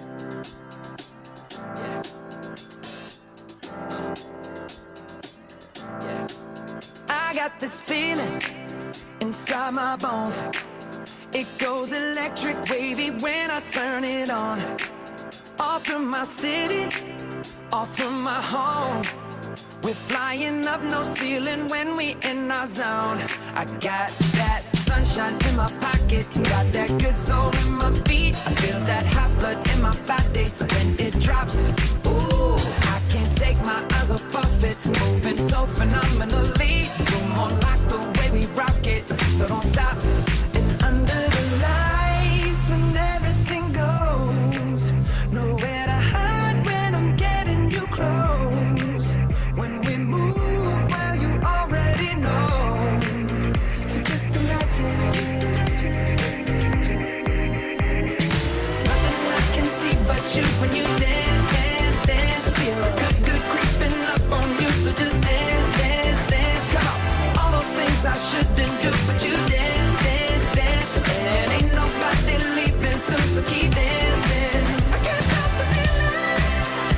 So just dance, dance, dance. So just dance, dance, dance. Come on. Ooh, it's something magical. It's in the air, it's in my blood, it's rushing on. I don't need no reason, don't need control. I fly so high, no ceiling when I'm in my zone. Cause I got that sunshine in my pocket, got that good soul in my feet. I feel that hot blood in my body when it drops.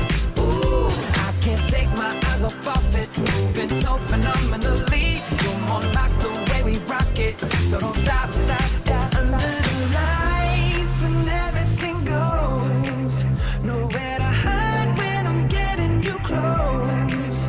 When we move where you already know, so just imagine. Nothing I can see but you when you dance, dance, dance. Feel good, good creeping up on you, so just dance, dance, dance. Come on, all those things I shouldn't do, but you dance, dance, dance. And ain't nobody leaving soon, so keep dancing. I can't stop the feeling, so just dance, dance, dance. So just dance, dance, dance. So just dance, dance, dance. I can't stop the feeling, yeah. So keep dancing. Oh, yeah.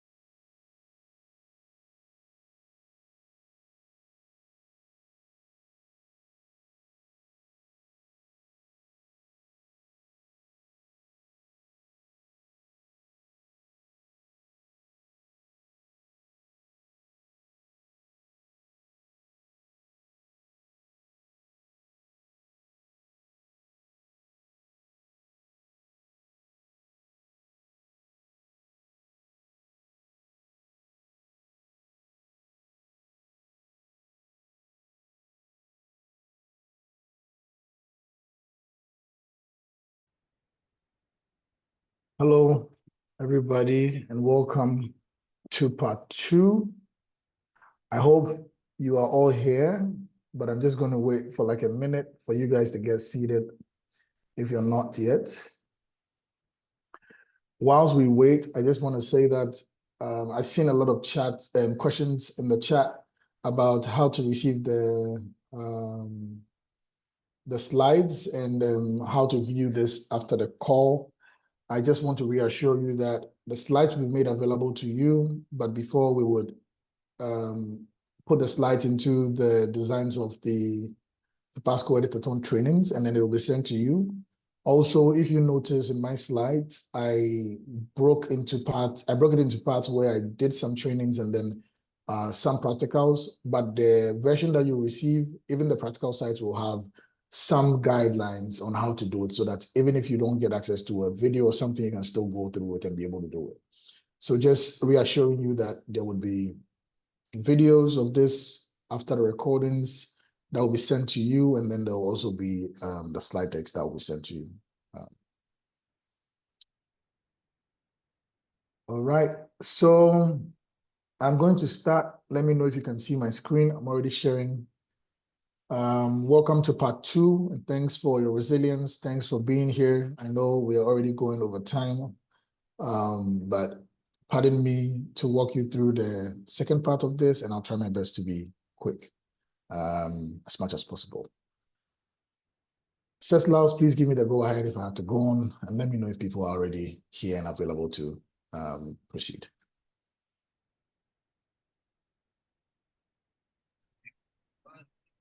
Yes, Felix, we have most people back here, but then some people are probably yet to join.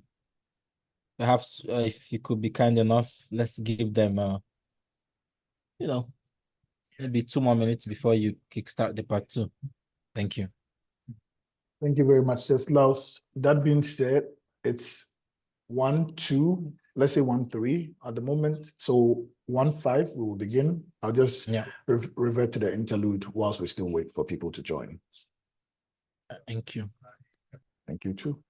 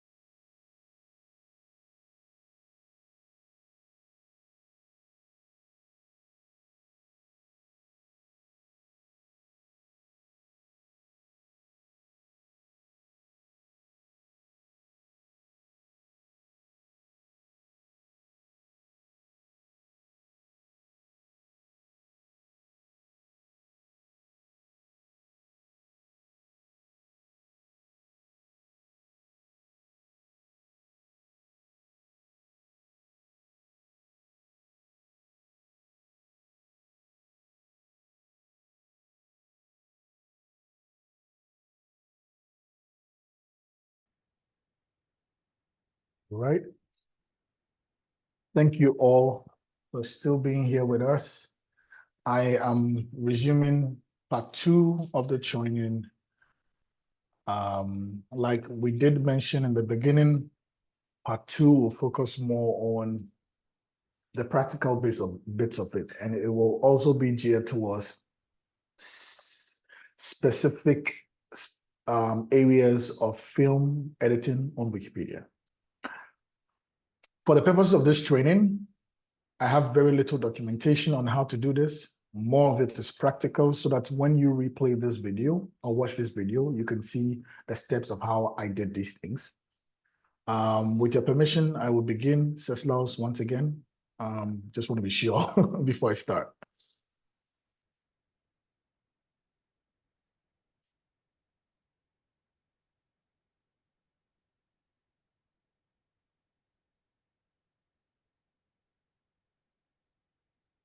Well, Ceslaus, are you there? I just want to be sure I can start before I do. You can start, sir. Okay, great. Thank you very much. Okay, so in part 2, we will be doing these tasks. We will be learning about the structure of a Wikipedia film article. We'll be learning how to add info boxes and the kinds of info boxes that exist. We'll be learning how to add external links. We'll be learning how to add filmography tables. We'll be learning how to add award and nomination tables. And then we'll be learning how to add a reference list and then how to create a stub. Now, in order to get this done, I want you to pay attention and watch closely. A lot of these things I will not separately teach because they all will follow a particular pattern. As we move on, I will try my best to take you through all of it so you can clearly understand what we're doing here. Now, before I begin, when we talk about the structure of a Wikipedia article in relation to film, what we mean is how normally we structure a Wikipedia article that will be talking about the film. And what we mean here is the film industry. So individuals in the film sector, as well as films themselves, or documentaries and TV shows. When we talk about an info box is a type of template that allows you to curate relatable data to other Wikipedia articles. And so info boxes are used by Wikidata to actually determine a summary of a Wikipedia article. Wikidata can easily use an info box as opposed to using all the text on Wikipedia. And info boxes allows you to have an overview when you look at it. A Wikipedia article, you can just have an overview and know this person is a producer, he's an actor or an actress, he's an award-winning actor or actress, he's from this country, and what have you. So that's the purpose of an info box. Now, external links, I've already done it, so I'll gladly not do it here.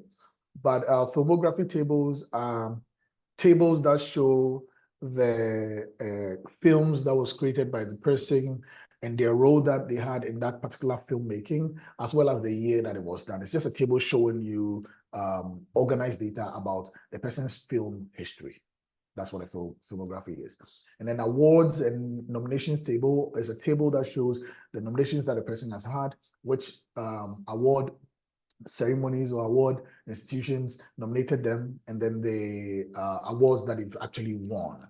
Then the reference list is normally the list that you see at the bottom of a Wikipedia page, just like you would do for your thesis, where you pack all the references so that it's easier for somebody to pick the actual references and use. When Wikipedia does the in-text reference or the inline referencing, all the references must be curated at the bottom of the page for anybody who wants to go further and read content in relation to, read the references in relation to the claims that have been made on the platform. Then creating of stubs. When we say a stub, it means it's not a fully fledged article, but it is an article that is substantive enough to stay on Wikipedia. And normally stubs are a way of encouraging other people to also look for more information to add to that. And I had a story for that. So one of the ways that I became a Wikimedian was that I was walking past a very notable hospital in my country, and then I took a photo and said, oh, I'm going to upload a photo and add it to the article, only to realize that the article did not even exist on Wikipedia. And I didn't have much information about it, so I just was bold enough and said, I'm creating a stub, and I created a stub. Today, that article is a fully fledged article that you can go and read. And for that, it gave me the hope that what we say, when we say anyone can edit, is actually a true thing in the Wikimedia space, and anybody can contribute to what you have started. So it gave me the hope to start even more stubs. And today, most of them are fully fledged articles on the Wikipedia platform. So creating stubs is good, only if you follow the policies under which Wikipedia expects you to create the stub. Thank you very much. I'm going to move into the fine details as we go on. So let's get our hands dirty at this point. And I am going to move right into the practicals. Please, first of all, confirm in the chat if you can see this article, the Wikipedia article, Odunlade Adekola. If you can just send me a message in the chat, I'll be super grateful for that.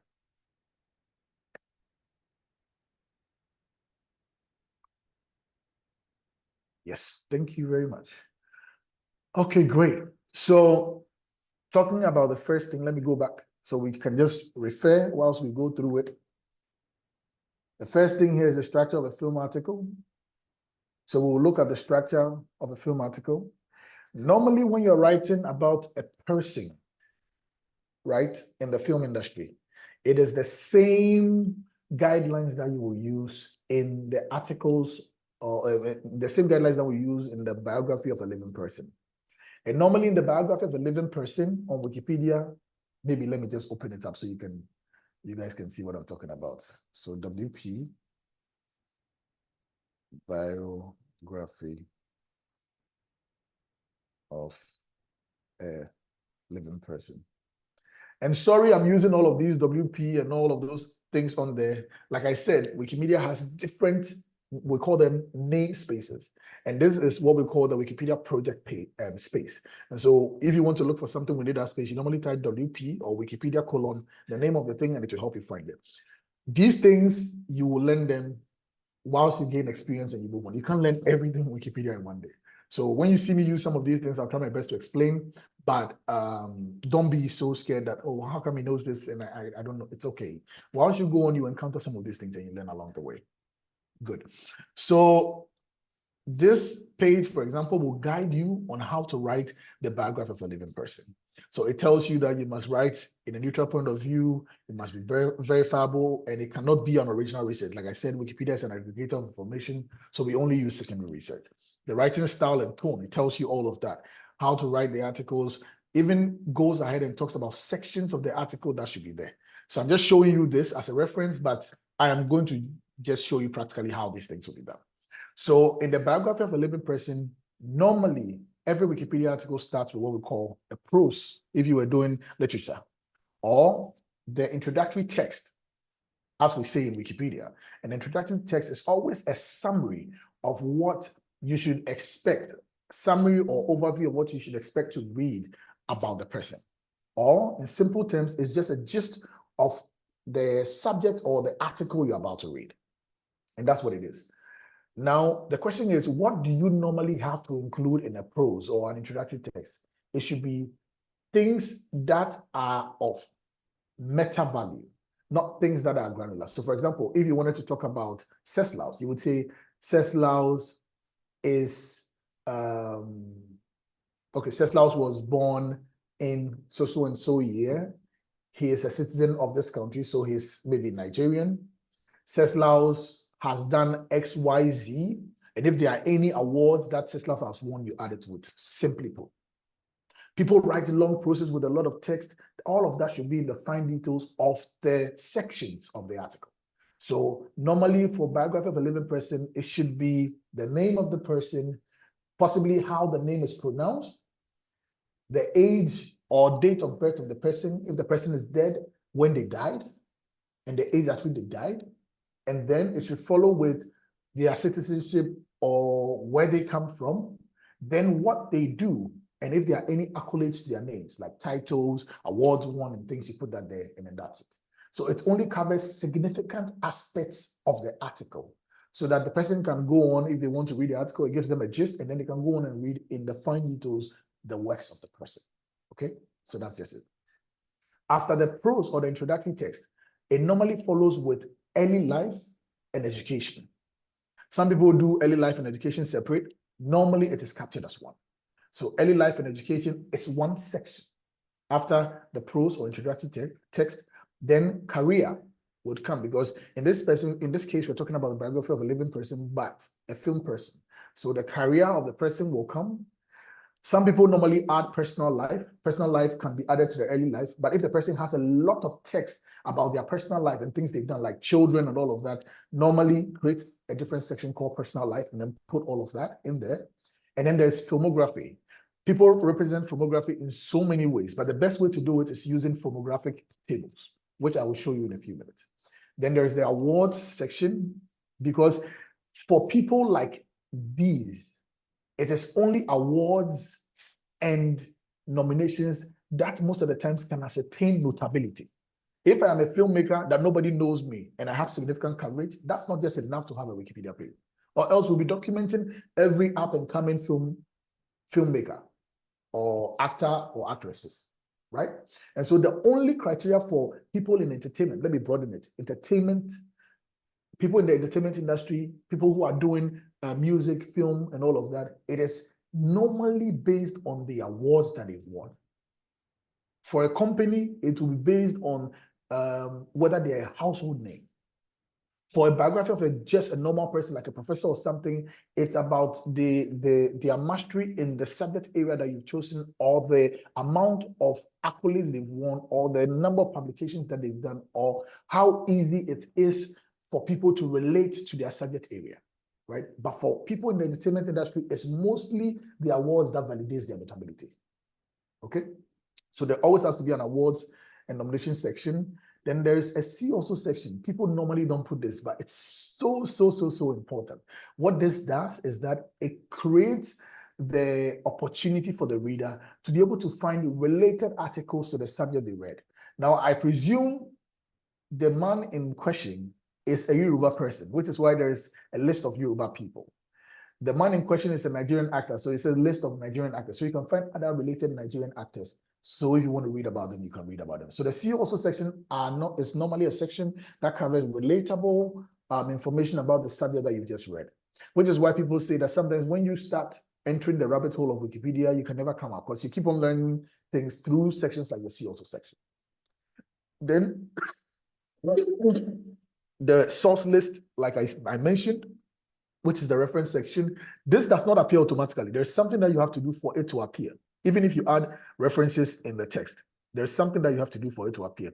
And that's what I spoke about over here as adding the reference list, okay? And then after that, if you want to add external links, you can do that just to provide even further context for the reader to be able to understand whatever is going on there.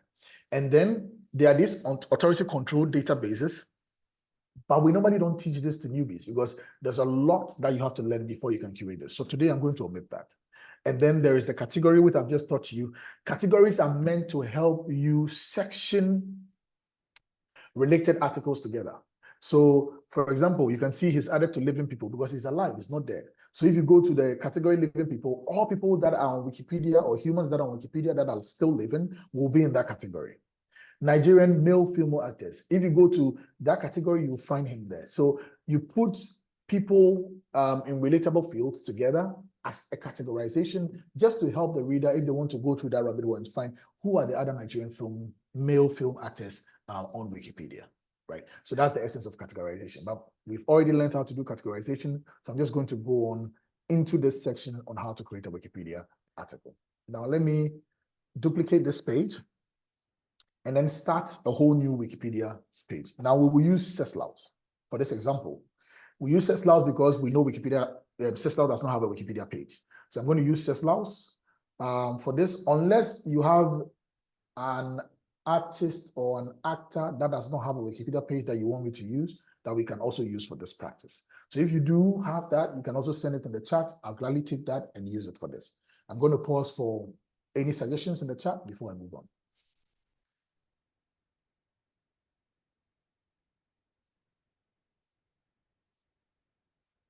If there are no suggestions. And there goes my opportunity to have a Wikipedia page. Just kidding. Please, by all means, suggest anybody you feel is notable enough to have a Wikipedia page, but doesn't have any yet. Anybody at all, be it, in the, Shegun Ogungbe. Ogungbe. Okay, good. Oh, yes. So I have my That's a first very suggestion. notable. Thank you Yeah. very much. I'm just going to use that for this. So Shegun Ogungbe is the recommendation. And as you can see, to start a Wikipedia page on Wikipedia, the first thing you have to do is to search. Now, somebody will ask, why do I have to say, what can't you just look for a button that says create? The reason why we do that is to avoid redundancy and duplicates. Now, it is only prudent that if you want to write a Wikipedia page, you search if it already exists. If it does, you look at what parts that do not exist, and then you add them. Just like we learned in part 1, adding a citation, referencing an article, improving the grammar and typos in there, adding in-text or wiki links, and doing all of those other tasks, simple tasks that we talk about. You can do that to existing articles. But if you want to create a new one, you normally have to do a search. And after doing the search, if it exists, it will tell you. If it doesn't, you will also know. So as you can see, it says the page Shegun Ogungbe does not exist. You can create a draft and submit. Oh, what happened? You can create a draft or submit it for review, or you may create the page Shegun Ogungbe directly, but consider checking the search results below. Now it's telling you to check the search results below because it wants to make sure that maybe it doesn't have a second name or a nickname that somebody may have used to create an article. And so you quickly run through the search. I don't know much about Shegun Ogungbe, so kindly, those who know, help me. It doesn't look like, from what I'm seeing here, Akin Ogungbe is not the same as Shegun Ogungbe. And from what I'm seeing over here, there's no article on him, to the best of my knowledge. So I can just go on and click on the red link. Now, do you remember we said, if there is a red link, means that the thing does not exist. So because it's red, it means it doesn't exist. We've also checked all the other sources, other information that came up from the search, and it seems like none of them are what we're looking for. So we click on the red link to start to create the article. Good. So now we are about to create this article. The first thing I said is that, and I'm going to be using this as a practicing platform. First thing I said you need to do when you're creating an article is to have what? The prose or the introductory text. Don't worry, I'll clean all of this. I'm just doing this for this training purpose, okay? And I will bullet it so you can see it. So the prose or introductory text, the first one.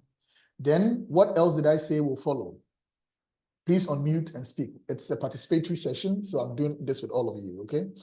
So you can unmute to speak or say in the chat, what will be the next section that should follow based on what I had described to you earlier on? I can't even see the charts. I don't even know what is happening. Okay. Yeah. Anyone?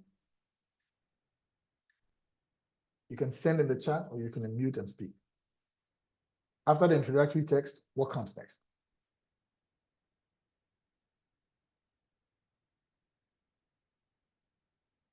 Okay. For the purpose of time, I'll just move on. But I said you would talk about early life and education as the next thing. Early life and education.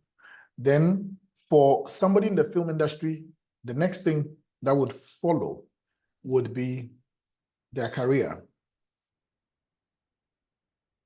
Then if there's anything about the person that goes beyond just talking about the early life and education and goes into their personal life, that talks about things beyond, more deep into their early life, you can go on and create what we call personal life.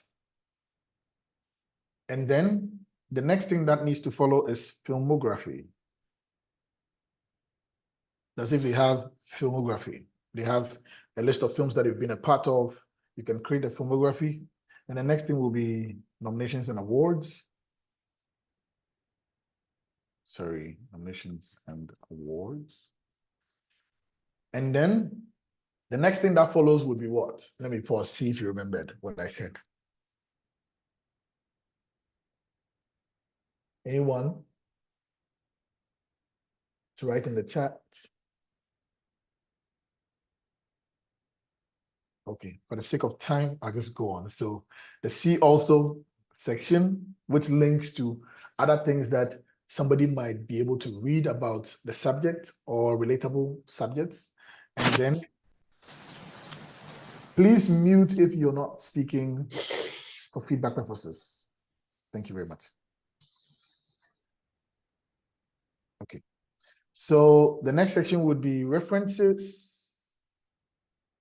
And then finally, if you have any external links, you can add that. And then this is not a section, but it's normally a thing that we do, categories. If you follow all of this, then you'll be having a proper Wikipedia article, right? Now, I normally do this when I'm writing. And like I said, you can go and learn about the types of articles that exist and the structures that you must follow. But for the purposes of this particular one, you're going to use the structure for filmmakers and people in the film industry, as well as people in TV.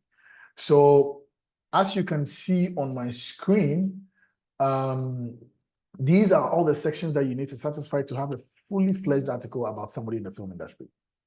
Now, I did this bulletin and I did this writing just to help you see how this is done. Now, after you outline it this way, I can say that it becomes so easy to write, because then it becomes like a form that you're filling, right? Which is why I like to organize it this way.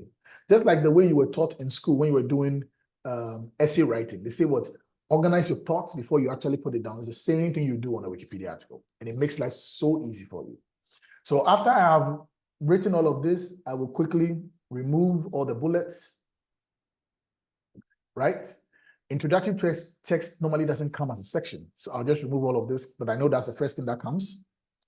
Then, if you look closely, all sectional headings are written with only the first letter in caps. All the other ones are in small. So early life and education, I'll begin to change education to small. Career and personal life, this is right. Filmography, that's right. Nomination and awards is right. See also right. References, right. External links, right. Categories are not a section. They come underneath it, so I'll remove that as well. Now, after I have done all of this, the first thing that I need to do is to now create a section out of this layout that I've written. And to create a section out of them is very easy. Just highlight, then you choose paragraph and you choose heading. That's your first section. You highlight heading, second section.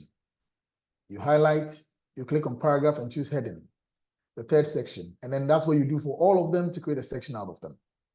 Okay? So I'm just going to go ahead and do all of that. And then we will move on. And this is how I do it, because I think it's easier this way. Once you plan out everything, then you just make all of them headings, right? You make all of them sections. Now, there's so many ways of killing a cat. Somebody might not do it the way I did it. Others would want to start by typing the prose or the introductory text. Then as they go on, they put out the various sections. But for me, I like to put out the sections to make it easy for me to have a graph or an overview of what I want to actually put in there, and ask myself, do I have all of these parts of the article? If I don't, I would remove the sections that I don't have, and then the sections that I do, I retain them, and then I'll now start filling it up as though I'm filling a form, which makes life very easy. So we can start. So to start, we have to start now writing the introductory text. So now I'm going to do a research on Segun Ogungbe, see if I can find anything, following the principles that we have already outlined in part 1. Okay? So Segun Ogungbe, my Nigerian friends, please help me. I don't know much about him. Segun Ogungbe is an actor. I know that for sure. IMDb has something on him. So I'm going to open that. IMDb is an authority in the film industry. So for me, that is credible enough to be used. Now, Nigerians, please help me on the call. Is legit.ng a credible source? I can see Premium Times. I think you should go for Premium Times. Okay, so Premium Times is credible. PM News Nigeria, is it credible? No. Okay, so now remember I told you, and I'm so glad that we're facing this problem because it will help you understand even better. Remember I told you that to be able to ascertain notability, you need to ensure that the subject is verifiable, the subject is covered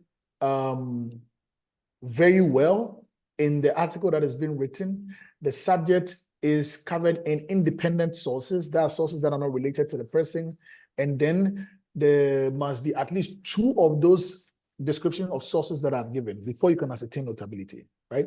Now, we have IMDb and Times, which means we have 2 sources, but can they ascertain? Oh yeah, you can add legit too. Can add legit too, okay. Yeah, I So, just checked out something. okay, so I'm going to, no. So I'm just going to open legit as well. Why am I struggling to open this in another tab? Okay, good. So I'm opening legit as well, and then we can use it. Now, we are not done. We've just opened sources. We need to ascertain if the sources are enough to be able to ascertain notability, okay? So I go to IMDb. The IMDb text on him is not a profile. Remember, we said the subject must be spoken about extensively in order for you to be able to ascertain notability on Wikipedia. So this, even though it's a credible site, even though it's an authority in the film space, it does not cover the subject. Unless I am not looking closely. So I'm going to look. If there is a profile on him, I don't think there is. Let me see if there's a profile on him. I don't think there is a profile on him. But just like Wikipedia is a wiki, somebody can contribute to this page and write a profile about him, right? So I would not be able to use this to ascertain his notability. But if I'm able to determine his notability, I can use this to ascertain his what? His filmography, because he has films that he's created over the years. So I'm going to put this, relegate this to the background, and then we'll move on to the next source. The next source is Times. I'm not saying this, but my brothers from Nigeria or my friends from Nigeria are saying this is a credible site. So I'll assume it's credible and use it for this particular instant. And then this also does not cover this guy significantly. So it is not enough to talk. It's just a tag saying that he's divorced his wife or something. Okay, let me click on this and see if it's a fully fledged article. Continue reading. So you see, even though this is an interview of him, it is not a profile of him. Okay, I'm not able to scroll this page. I don't know what's happening. Maybe I have to, it's still loading. Okay. So this is talking about an incident that happened in his life. Even though it's coming from a credible source, it doesn't talk about who he is as a person and his journey or his profile. So this as well cannot be used to ascertain. But I want to read the full page to be able to do that. And this is something that we should have done before, but the page is taking a while to load. I don't know what's happening. Let me move on to Legit. Let's see what Legit has. Why are all these pages?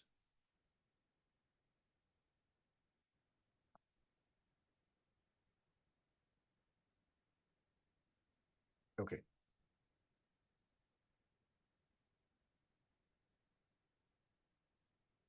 Good. As you can see, this is a proper profile on him.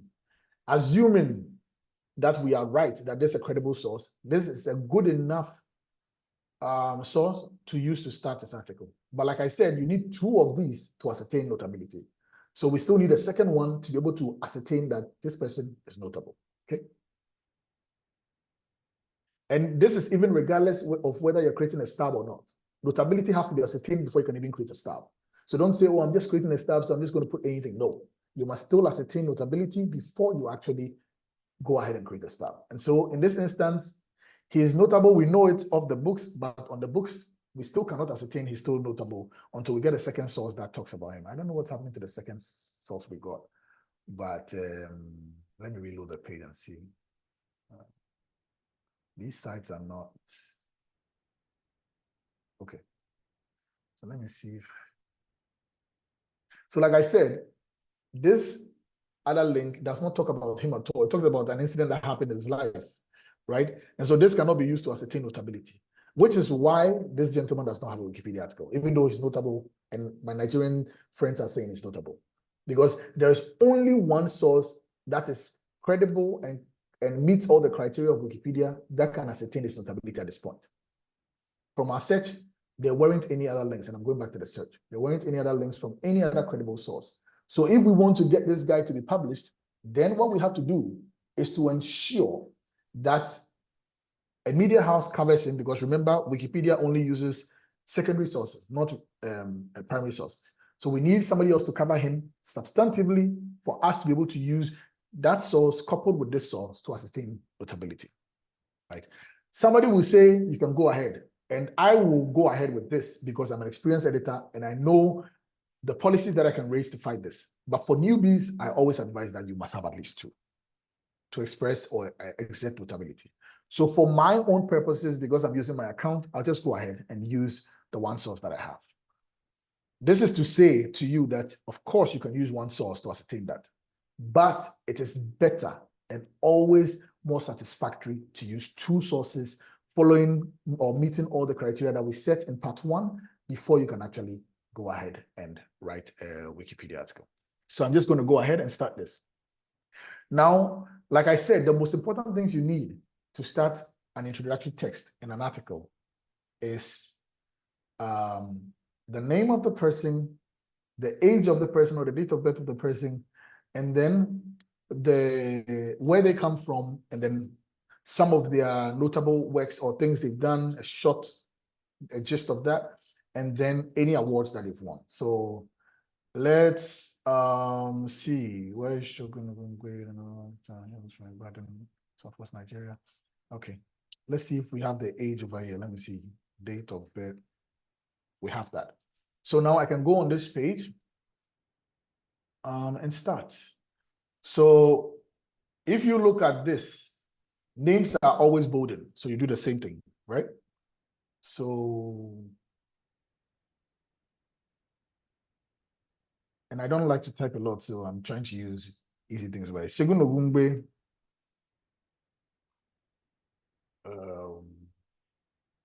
As you can see, the next thing that follows is the age. And normally the age is in a bracket. So you just put in the bracket, born. We go to the page to ascertain that. And in the page it says born 28 March 1970.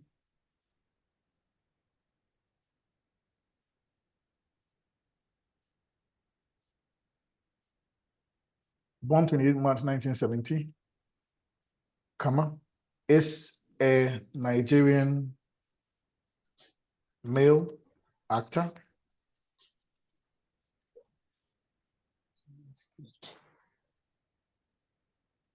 That has won multiple awards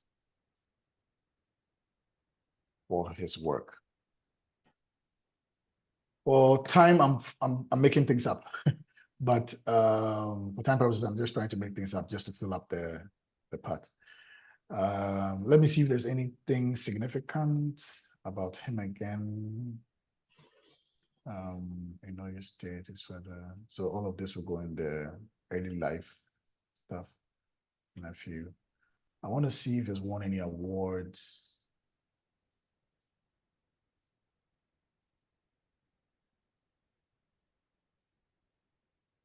Okay, he's also a music and movie producer. So I can say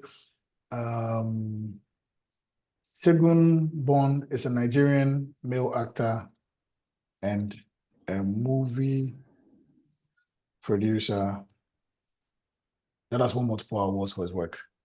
Let me see if there's any significant awards that I can mention.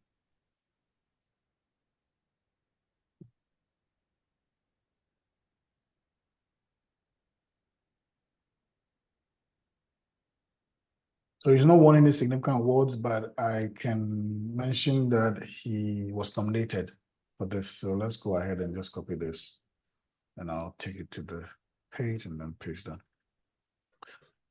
So The Nigerian actor was nominated for good. And that is it. That's okay. Even if the intro text is not a lot, it's enough to start an intro text. Okay, so now that I've put this there, all of these things are claims that I need to prove.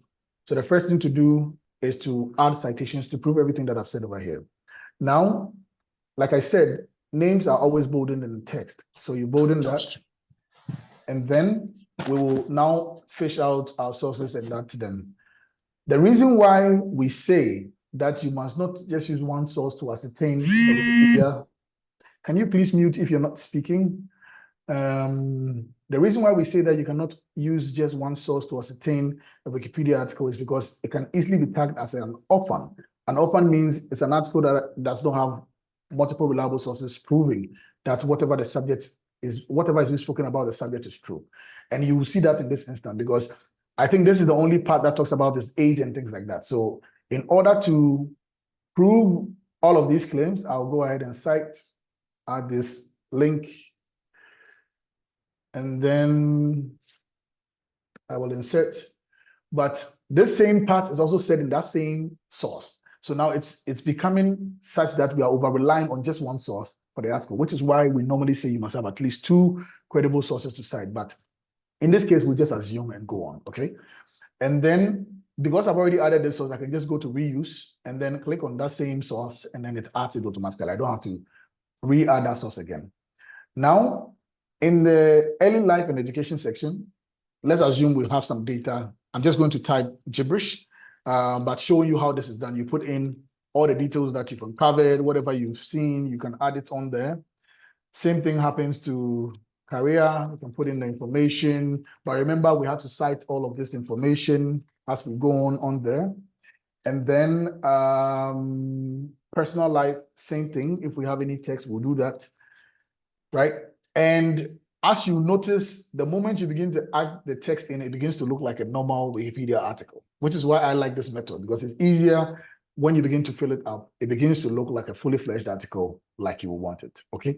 But for the purpose of this training, I'm going to remove the gibberish and then copy real text that I can put in there, just showing you how this thing will look like when we begin to add text. Okay, so going back to this site, I saw something here that I think can be in the early life. It says,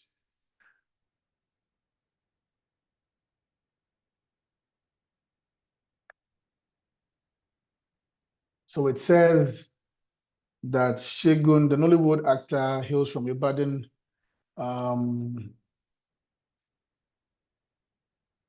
Southwest, his father is, okay, good. So I can say, Shegun hails from Ibadan. Let me just edit it. And this goes to prove what I told you. You always have to paraphrase the text. You can't just copy it, because the site you copied it from is a copyrighted site. So I will paraphrase this text. It says that Nollywood actor hails from Ibadan, Southwest Nigeria, and Oyo State. So Shegun hails from Ibadan.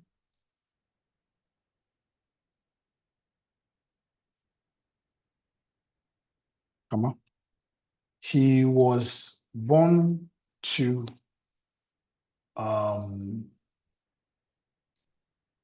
Pa, and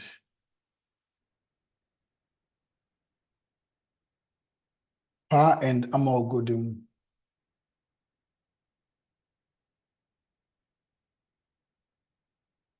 He was born to Pa and Amal Ogodun. His mother was a tailor. No, his father, sorry. His father was a tailor.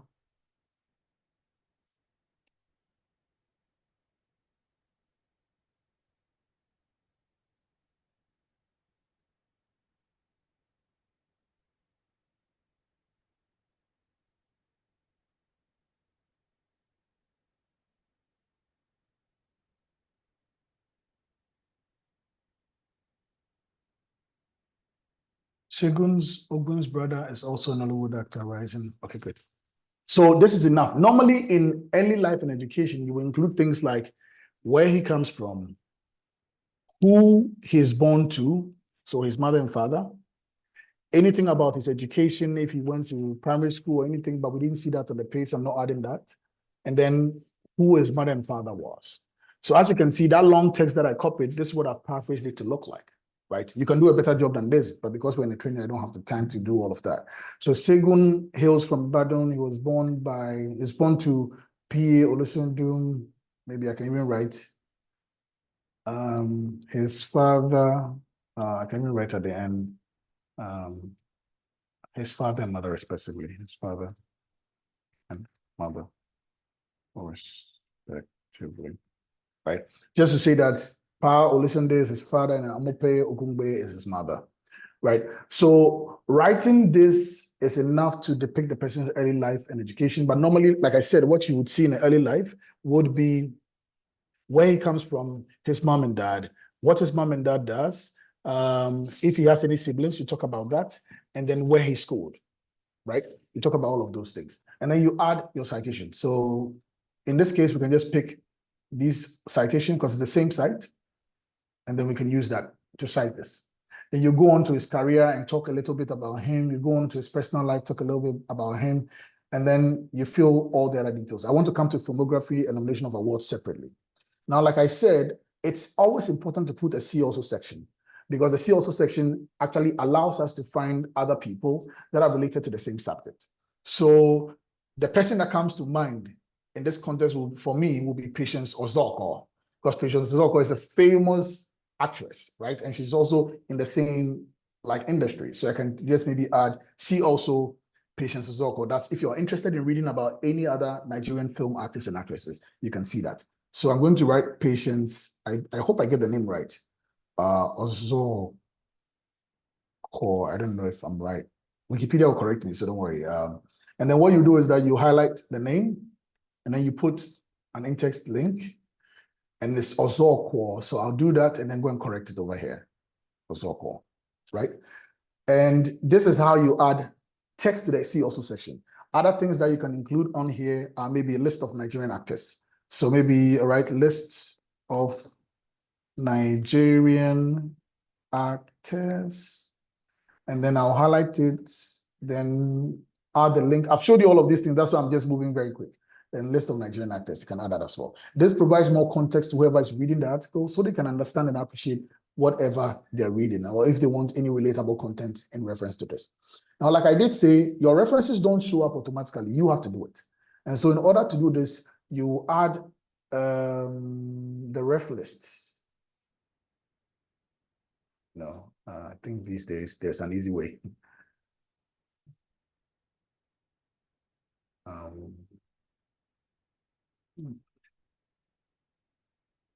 Yeah, these days there's an easy list, easy way. Before you used to type a whole text, but these days you just click on ref list and then it populates the references underneath it for you.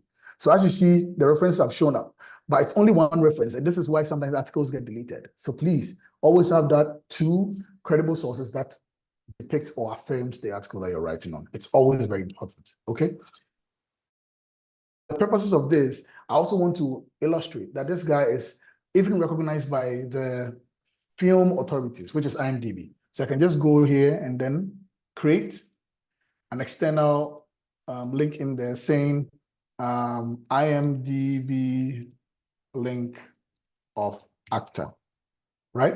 And then I will quickly go here, click link, but this time around choose external site, like I showed you earlier on, and then copy the link from here and then paste it in the Wikipedia page to add an external link, right?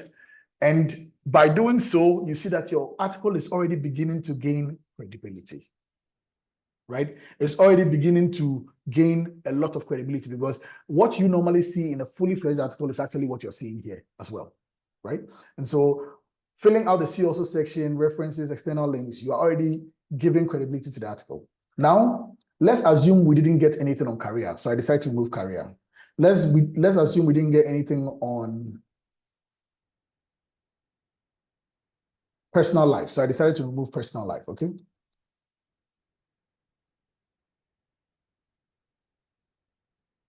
Right? I'm only left with filmography and nominations and awards. But let's assume that at the time I was writing it, I didn't have any source for all of this. So I removed all of them. I'll come back to them anyways. I'm just using this as an example. This article is looking good. It has some information about the guy, but it is not a fully fledged article. At this point, we will say this is a stub. So in order for you to guide readers and to guide other editors, not to be quick to delete your article, you will now have to put what we call the article stub tag, right? And so then we'll go insert, we will choose template, and then we will go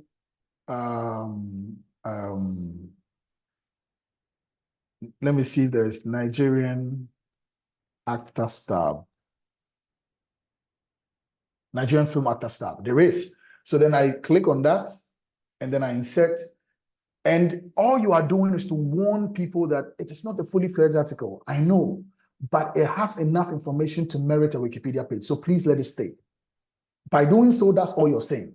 And as you can read, it says the article about a Nigerian film actor is a stub. You can help Wikipedia by expanding it. It also guides readers to know that this is not the whole story about this gentleman, but there is more to be read.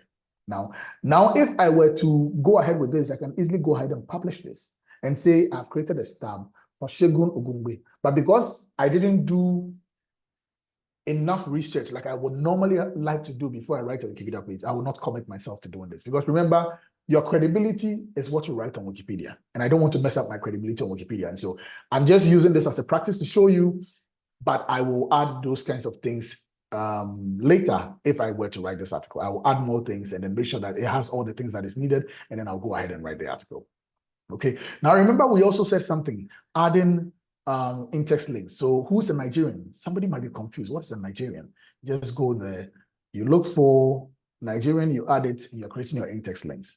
Actor. Maybe somebody's confused. They don't know what an actor is, right? You can just go ahead and add actor as an in-text link, and then that happens as well. You can add as much in-text links as it's important, and please avoid adding a lot of in-text links when you know those in-text links do not mean anything to the person, because the reader can easily ascertain what they're reading, right? You only add the in-text links to things that are important. Now, as you can see, even though I'm not done with this article, it looks like a proper Wikipedia article, right? And this is how you easily do it. It's very easy to do, not difficult. And so I entreat you all to start stubs, even though I know Sister's talking about quality. Start stubs if you need to, but make sure that you follow all the policies and principles that guides writing a stub.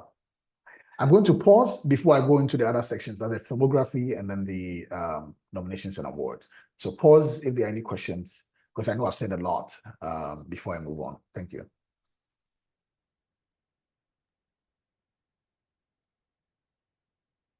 Okay, Thank you, Felix. Somebody was asking, whether you could add the image of the subject to the article. Yes, I've not spoken about info boxes yet. It will be the next thing to talk about. I was just trying to show you the structure. Yeah, I'll speak about that very soon. Cool. And then someone is also asking, how can you add a pronunciation? Michael, we have something like that coming up as a drive outside the campaign. And now you are, on our hook, if I would say. We'll definitely hint you when we have that, it's an entire training session, trust me. Yeah. Yeah, but just to give the person some rest with the question, that's why I said Wikipedia is a lot. So to add a pronunciation, you would have to, first of all, record the person themselves. So for example, I have a Wikipedia article about me, and my Wikipedia article, I recorded my own voice. I was caught at the Wikimania and I was asked to record my own voice. So I recorded my own voice, and then you put it on Wikimedia Commons. Then you can use that relatable data here. But like he said, there's a lot of process in between that will be taught in a different session. I can go through all of that now.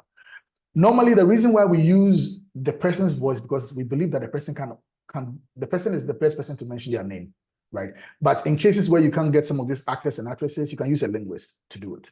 Somebody who's a linguist Who can do that? Yeah. Okay. I hope I answered that question. And sorry, we can't teach that today. Yeah.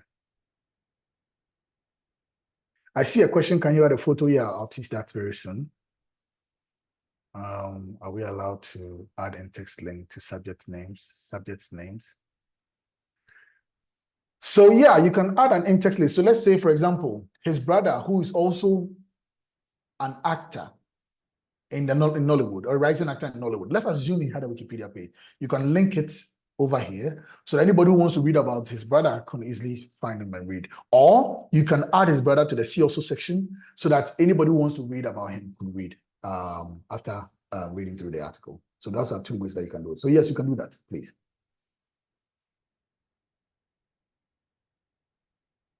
Any more questions before I move on? I know it's a lot. I always say this because I know how I struggle to understand Wikipedia. So my apologies. It's a lot. Yes. So the question is that, is it YouTube or other social medias verifiable? Yes, but that can only come under the external link section. So after you've spoken about the person so many times, given all the credible sources, we've gone through all the processes that is needed, you can come to the external section and then add a YouTube link. So you can say YouTube interview of actor, so, and then you add the external link as a source. So whether we like it or not, external links are also sources, just that we don't use them to cite claims in the article. However, if you want to use a YouTube link to cite a claim in an article, you can cite just the timeline that he said a particular thing. And there's a way to do that. That's a whole Wikipedia training on its own. It cannot be taught today. So maybe, Sister Klaus, you can write that thing down. We can form another training around that and teach people how to do that as well. But that's very advanced. A lot of newbies don't try that, because if you don't do it well, it can cause your article to be deleted, because they don't use it as a preferred way to cite. But if you don't have any citation and that's the only way you can cite, there's a way to do it. Yes.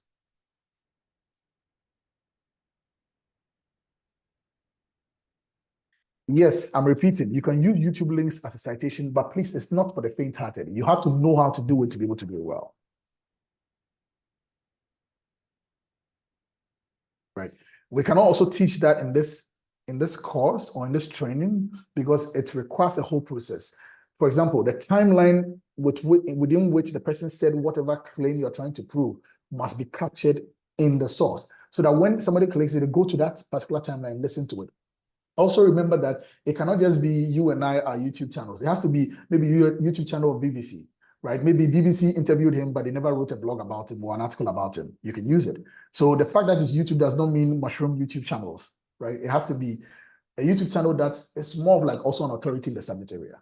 I hope I'm answering your question, Adil.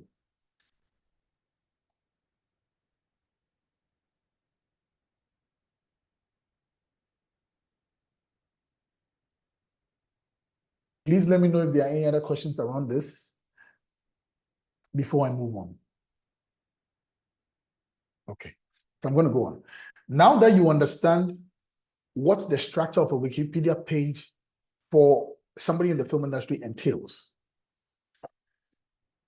it is easier for you, and you also understand how to write a fully fledged article on Wikipedia.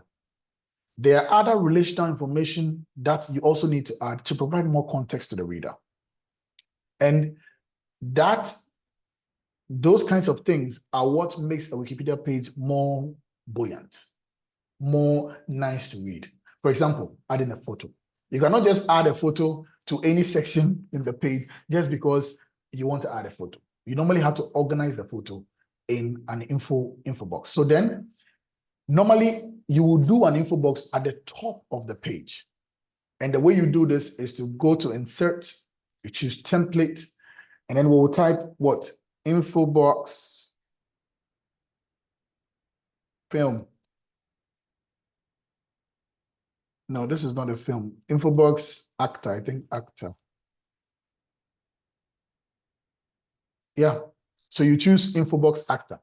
Or you can choose info box biography of a living person, because that person is still alive, right? No, I think info box person, that's what it is, person. Yeah, or bio. So Yeah, oh yeah, info box person.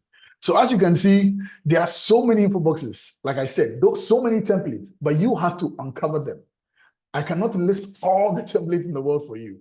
But like you saw for what I just did, there are so many templates that I can use for so many, like one particular article. For example, I could have used Infobox actor. I could have used Infobox person. I can use Infobox biography of a living person, which I couldn't find, but I know it's there. And there are so many other Infoboxes. But for the purpose of this training, let's just go with Infobox person. Now, as soon as you put in an Infobox, it will ask you to fill something like a form. And then you can choose the things to show and the things to hide, okay? So because I don't have a lot of things, I want to show the name, the image, and then if there are any websites, right? I know the birth date, so I want to add that as well. And then birthplace, I know it's Ibadan, right? So we can just go with this. The more you know, the more you can take these things to add to them. But these are the only thing I know. So let me go back to this page and copy the data over here. I think his name is Shagun. Shagun Akani Ogumbe. And I will go back to my Wikipedia article and then add that here. I'll remove all of these texts. I'm trying to do these things very easy. Then the image, we don't have an image of him, but let's assume we have an image of him. I'm going to look for an image of Ceslaus to use. So Ceslaus. Yeah. Let's assume we have an image of him. And this is the image of him, okay? So I will go here and then choose the image. Then I'll copy the image and paste.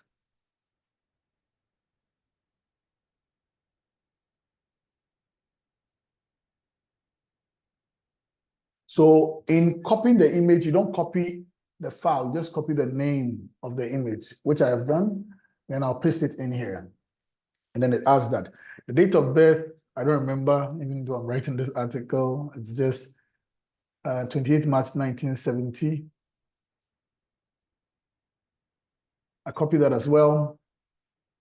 And then it says, it gives you what to do. So it says year, month, and day. So 28 March 1970. So I write 1970.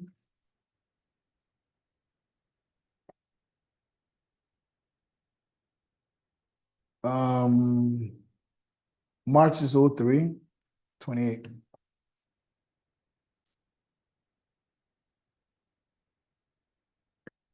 And then that would be it. Then birthplace, I think, was Ibadan. I don't think he has any website that we've seen, so we can just go ahead and insert. And as you can see, Segun Akeni Ogumbe is now showing on the page. And this is the info box. I know the question you have is, why is that some people's info box has a lot of text? It's because when we were adding the info box, we selected only the things that we had, the information that we had. But we can still go back and edit if we have more information later in the future.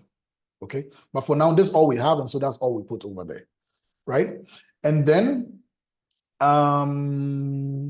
what else? I wanted to, yeah. The other thing is that you see the name is just Segun Ogumbe. I just discovered that he has a middle name. Normally, when you're creating the article, just use the name that is famous, the name that people know. So in this case, Segun Ogumbe is the best to use. But then in the name in the intro text, I should have written his full name. I didn't look at it, so now I've looked at it and I'm adding it. Segun Akani Ogumbe. Okay, and this is how you do it. So that's how to add an info box, and that's how to add a picture for the person who asked the question about how to add a photo. That's how you do it. You don't just put a picture anywhere. However, if there are other pictures of things that he has done, so let's say you're talking about early life and there was a picture of him playing football or something on commons that you wanted to use, you can come directly to that section and add. In this particular example, the reason why we are struggling and this info box has taken over everything is because the text we have is very little. So let's assume there's another photo of him that we wanted to add. We can just go ahead, click the section that we want to add it. Normally, early life and his works career is where you have those things. And then you just click insert, then you click add images. You copy the image you put here. Oh, no. The image was Ceslaus something. Okay. You copy this and put here. Yeah, so let's assume we wanted to add this photo. We had a different photo in the info box and we want to add this photo. We can do that. You see, it adds the photo directly underneath it, right? So you can add photos in the body of the text, but the photo must be relatable to the text itself. Other than that, all photos must be put in the info box. Okay? So that is how you add photos. That's how you add info boxes. And that is it. Now I'm going back to see what is left to be taught. I think the other ones are the filmography tables and the nomination and awards, which I'm about to teach. So for the person who asked the question about the pictures, this is how you do it. Anybody who was curious about info boxes, this is how you do it. The next thing will be to add the filmography and then add the nomination and awards, and then our training will be done for today. So I'll pause quickly if there are any questions about just what I did before I move on. And I'm doing this because it can be cumbersome, it can be hard to understand sometimes. So, okay, there's a question in the chat that says social media page can be used, like LinkedIn can be used for citation. No, you can only use that as an external link, not citation. Can you share how you added the image to info box again? Yes, please, I can do that. So I can delete this and start the whole info box thing again. And I said info boxes must always be added to the top. The reason is that if you add it somewhere, it shifts the position of the info box. Normally, if you add it to the top, it puts it in the right position, like you see with most articles. So you go to the top of the page and then you click on insert, and then you choose template. And then you select info box and you choose the type of info box you want. For the purposes of this person, we can use info box actor or info box person, but I'm using info box person. And when you search it, it pops up, you click on it. Like I said, I repeat again, info boxes are templates, so you have to learn templates. And you can only learn templates by Googling and searching. There's a whole tall list of them. I can show you everything today. Good. Now, after you've opened the info box that you want, you select the parameters that you want to be asked to input information. So if you don't have information for a particular parameter, don't worry yourself, right? So the name, of course, we have that. The image, we have that. And then let's say birth date and birthplace, okay? So the name is Shegun, sorry, the image, the name is Shegun Akani. The surname is what I struggle with, but let me just check. Ogungbe. And then the image, you go to comments, you look for the photo that you want. In this case, we are assuming Ceslaus is Shegun Ogungbe, so we pick the photo of his.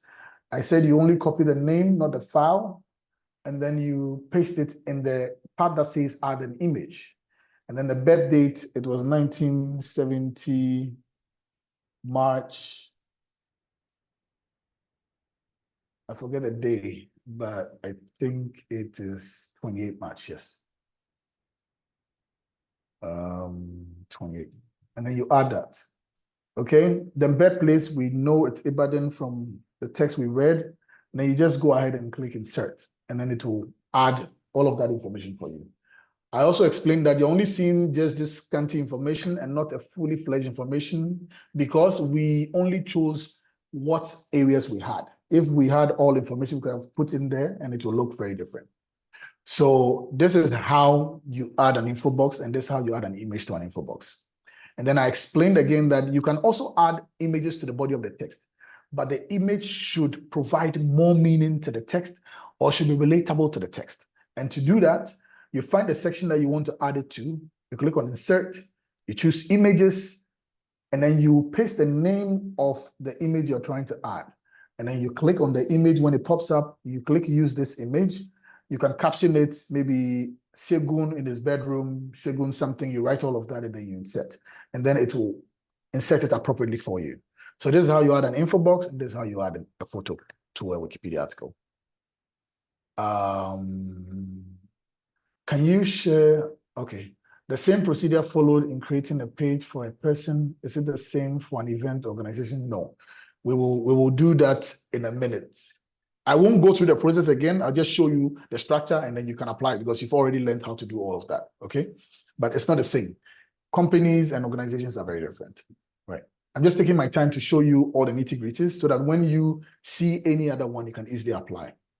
And then the trick here is that when you're contributing to Wikipedia, always look at a page that relates to the subject you want to write so that you can just copy the structure that is used for yours. So for example, if I'm writing about Segun and I didn't know anybody and I know Patience Zoko, I'll quickly open Patience Zoko's page, see the structure of it and copy the same thing here, right? So if you're writing about a company, Google another company, find how it is done and then copy the same structure and use it over here. That's the smart way to do it because you can't know everything on the Wikipedia pages. Okay. I think that is it. There's no other question. Can image from an external site be used? So this is an advanced question. And I don't want to confuse you. It can be done. Actually, there are times when I have uploaded pictures directly on Wikipedia itself and not Wikimedia Commons. And you can only do that under this condition. I don't know how many of you know open licenses laws, but if the image or the infographic or the statistics you are picking is meant for educational purposes and it's an exemption to copyright, you can directly upload it on Wikipedia itself and then use it. I'll explain again. Say a logo of a company. A logo of a company, whether it's copyrighted or not, you're using it for educational purposes to teach the person to be able to identify what company you're talking about.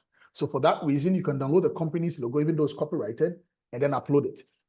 That's an exemption of copyright laws, right? So in copyright laws, there's something called de minimis, which is an exemption of copyright law. There's also something called fair use. And fair use allows you to use copyrighted stuff if only it's for educational purposes and for non-profit purposes, right?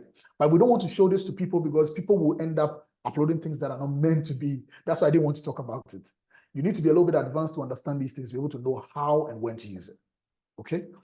Then there are also things that cannot be copyrighted. Like infographics can never be copyrighted. Statistics can never be copyrighted. Graphs can never be copyrighted, right? So those ones, you can also upload them directly on Commons and Wikipedia and then use them, right? But I don't want to show these things so much because if you don't understand the intricacies of copyright and open licenses, you might end up being in trouble, right? That's also a different subject area that I can teach about because I'm also part of the Creative Commons network. And so I understand copyright and open licenses. I can teach you for you to become a pro on it, but this is not the audience for that. So I'm not going to talk much about that. Yeah. So I hope I answered your question. Yes, you can actually download stuff and use it, but it only has to serve the purpose of fair use, education, and non-profit purposes. Just to add, Felix, so we have a Wikimedia Commons training session coming up later in I think it's on 18th precisely. So we'll be digesting this very topic. So you will be getting email to that effect. Thank you. Great. Thank you very much for that. Can I create a page for an organization without their consent? Yes. Just like the way you can create a page for Segun without his consent. Even more so if you took a consent from him or you received the consent before writing, you'll be induced because maybe he will tell you the things he wants to see on the page. So you don't have to ask the company to write about them. You can write about them.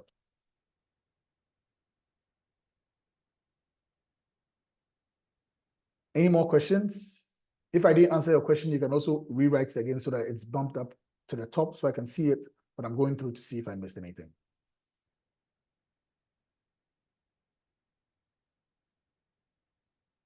Okay, so I'm going to move on to the next thing, which is the two sections that I was talking about. And the two sections are filmography and then nominations and awards. And sorry, it's a long session. I know Wikipedia can be long like that. Okay, good. So I am going to turn them into headings, and then we can talk about them. So let's use Odunlade Adekola. You can, if you don't want trouble, just list the filmography of a person like this. So the name of the movie and then the year it was done. If you want to do it this way, it's okay. Nobody will chastise you, but there's a standard way of doing it, right? And that standard way is to putting them into tables, right? If you want to do it this way, I always advise that you do it in a chronological order, right? So you do it from his most recent video movie to the latest one, or you can do it the other way around. It just has to be in a chronological order. This one like this is not the best because it's mixed up all the way through, right? I always advise to do it in a chronological order. So either you're starting from the most recent to the latest, or from the latest to the most recent. That's how you do it, okay? And if you want to go by this approach that is used here, which is the easiest approach, all you have to do is to create bullets, and then you fill it up. So you write the name of the movie, possibly even add the role he played in there, and then you would write the year in which that movie was made, okay? And then you can populate it that way. Oh, sorry, I was in the wrong section. That's nomination and awards. Sorry. So what I said, I meant for filmography, right? So you write the name of the movie, his role that he played, and then the year in which the movie was made in chronological order. However you want to do it, whether from ascending or descending, is fine, okay? Then you can do same for nomination and awards too. If you don't want to create tables, you can just do a bullet and then you write his awards, also in chronological order. And normally the way you have to write it is award,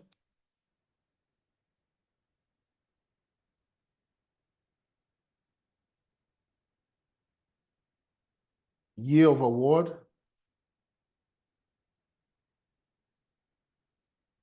nomination.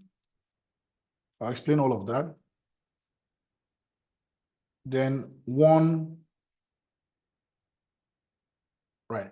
So normally if you are writing nomination and awards and you want to do it in the form of a bullet, I will advise for you to do it this way. Some people do it just the award and then the year. It's fine as well. Nobody will question you. But if you want your work to look neat and to be more insightful, right, to whoever is reading, I think this is the best way to do it. So the award is, what kind of award is it? Is it a BET award? Is it a Golden Globe award? What kind of award is it? You write it. The year, the award of the award, 2022, 2024, whatever, you write that. Nomination, that is best male actor or best female actor or whatever it is, you write that, and then you tell us whether you want it or not. And you can simply just write one. If you didn't win, you can write nomination or nominated. You're done, okay? And then you can present it in that order in a bullet form. It's accepted. You can do that, right? But today I'm not here for this. I'm just teaching you the easy ways, and I'm going to teach you the hard ways as well. I'm here mostly for the tables, okay? So for the tables, let's open up somebody. I don't know why, but Patience is, of course, the only name that's coming to my mind. So I'm just going to use Patience. She's also one of my favorite actresses, so you can understand and pardon me for that. This is even not done properly. It's done in a table form, but it's still not what I wanted.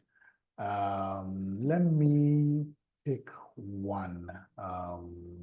Ceslaus, can you send me a link of one of the ones that were in the document that we had? Because these ones are not good. I don't want to use this to teach you guys. Okay, just a minute. Yeah. Even just the name is fine. I can just. Yeah. Let me see.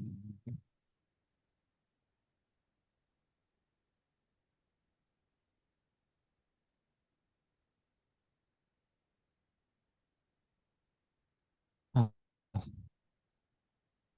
We have for Lupita. Here's the link in the chat space. Okay.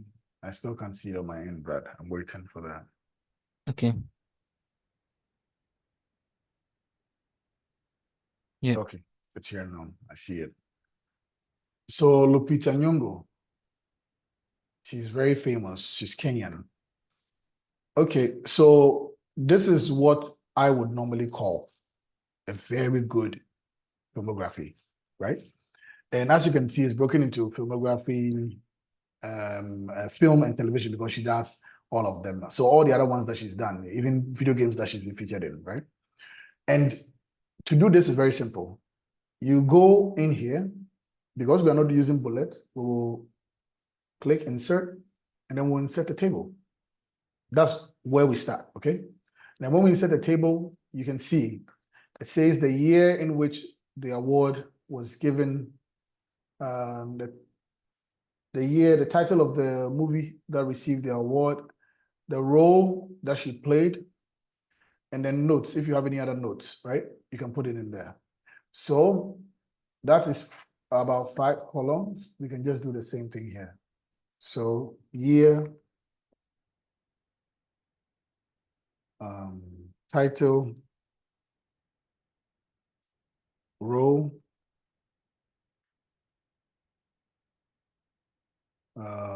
and any notes that you have about them, okay? So in Shegun's case, we couldn't find anything. The only thing we found was Nigerian actor was nominated for Movie Personality of the Year, right? At the city of, okay, so that's not even filmography, that's the awards. Let me look into this, just find the filmography. I think there was 1 or 2 here.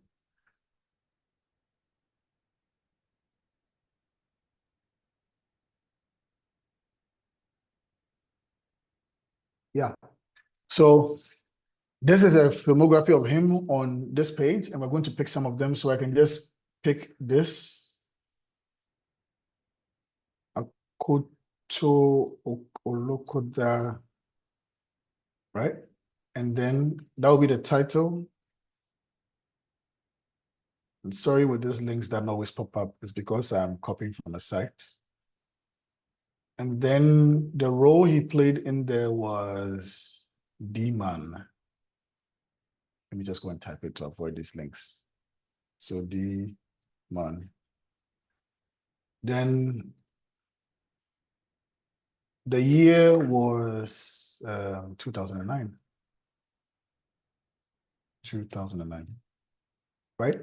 So you can go on and on and on and pick all the things that are here and then just put it in a table so that it is much more illustrative, like this one is, right? And then the notes can be, was it a short film? Was it a voiceover the person did in that particular one? So for example, Lupita's own, it tells you that in the Star Wars one, she wasn't in the movie. It was just a voice that was used for some part, right? So that is how you represent it in the information to ensure that you have covered all the film. And now I've put it in the chat. Which one do you think is better, the bullet or the table? I would say the bullet, I would say the table, because it makes it much more organized and it's much more illustrative. That's why I prefer this. And that's why I'm teaching you this as a thing to do for yourself. And in the notes, you can write whatever it is, like I said, like, is it a voiceover? Is it the person present in the movie, that kind of thing. People add references, but I normally don't add references to filmography.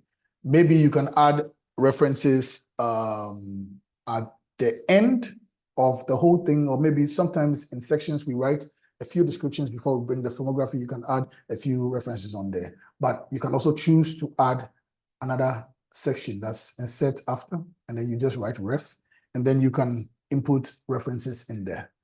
Follow the normal references procedures to add a reference if you want to reference a particular filmography that you have added. So that's how you add a filmography table. And same thing goes for award. So for the award, you would also insert a table. And then, like any other one, I would recommend that you go and look at the awards. So I don't know, but it looks like she doesn't have any awards. But normally, awards would have the name of the award, the year of the award, sorry, the name of the award, the nomination, and whether the person won or didn't win, right? So I can do this, award, nomination, no, sorry, okay, I'll just do that, nomination,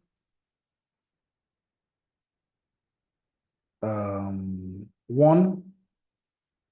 Let me set one before. Set one.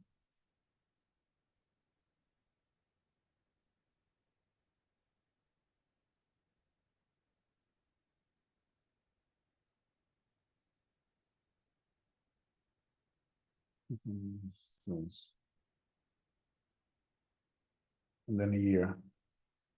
Okay, good. So let's assume in 2010, he was nominated for an award. Okay, there is an award that he was nominated here. Let's just use that one. So he was nominated for Movie Personality of the Year. The name of the award is City People's Entertainment Awards. The year was, let's assume it's 2010. And then did he win? Yes or no? In this case, he didn't win. He was just nominated, so no. And then that's it. And you can fill this out with all the awards he's won, and then it becomes nominations and awards section. Just a simple table to illustrate all the awards he's won, and then that's it. So this is it for writing about a person and adding the various sections. Like I said, all that you've learned today, all the lessons you've learned today would apply to any other article on Wikipedia, and I'll show you in a few minutes. But I'm going to pause here and to ask if there's any confusion or there's anything that I left out in this that you would want to know. Apart from that, this brings me to the end of this presentation. Before I leave though, I will show you about the organizations, events, and other ones. But like I said, the same training applies to all of that. So pausing to hear any reactions. Somebody says the table. Do you want to know how to do the table? To insert the table is very easy. I've already said that. You just put your cursor where you want the table to be.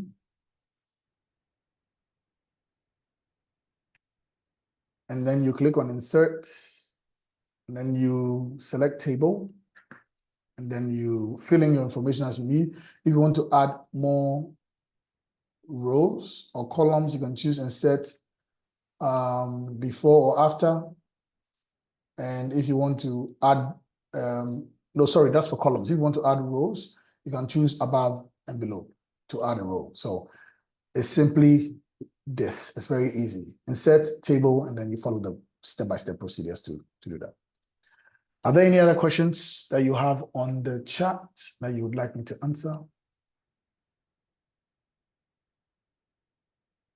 How do you update an already existing page? This question kindly be specific, because if you say page, it could be the whole page. And I've shown you already how to update pockets of information on pages, adding wiki links, adding citations, adding citation leader tags, adding improving grammar on the page. But I don't know what you mean. Do you mean updating a table? Because if you say page, there are so many things you can do on a page. Adding categories, you've learned all of that today. So what exactly is your question, please? Oh, table, okay. So to improve somebody else's table, let's just go to Lupika Nyong'o's page. All you have to do is to click edit. And then when you click edit, this whole thing appears like an Excel sheet. So let's say the row is not F, the row is X, right? We can double click it to open, and then we change to X. And then you publish, but then you tell us why you changed something or what you changed by telling us in the edit summary, and then that's it. You publish, and then that's it. It's done. Because this is not the right information, I'm not going to save it, but that's how you do it. It's very simple. Very simple. You just click edit, and then you do all of that, and then you're done. I hope I answered the question. Any more questions?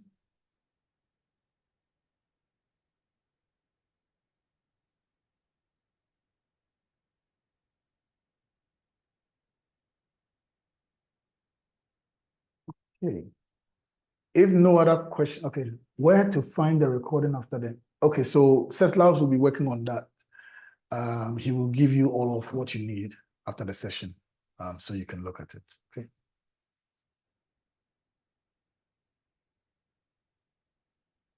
Okay, 7 seconds rule. I can go on. Nobody said anything, so I can go on. Okay, cool. So at this point, let's just do a recap. We have learned how to add, first of all, how to identify the structure of a Wikipedia article in relation to film. We've learned how to add an info box. We've learned how to add external links. We've learned how to create filmography tables.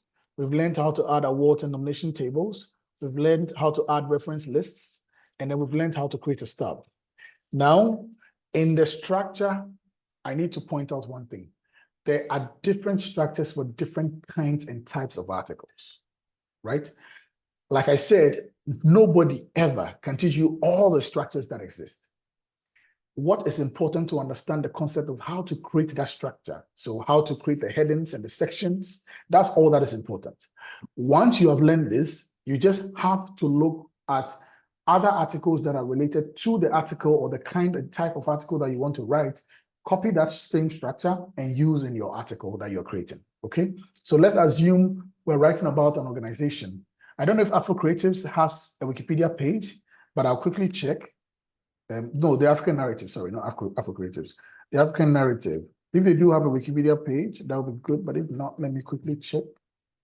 No, not yet. Not yet, okay, good. So I want a film organization. I'm not very well versed in this film industry, so it's hard to film, not Hollywood. There Hollywood is a Film One.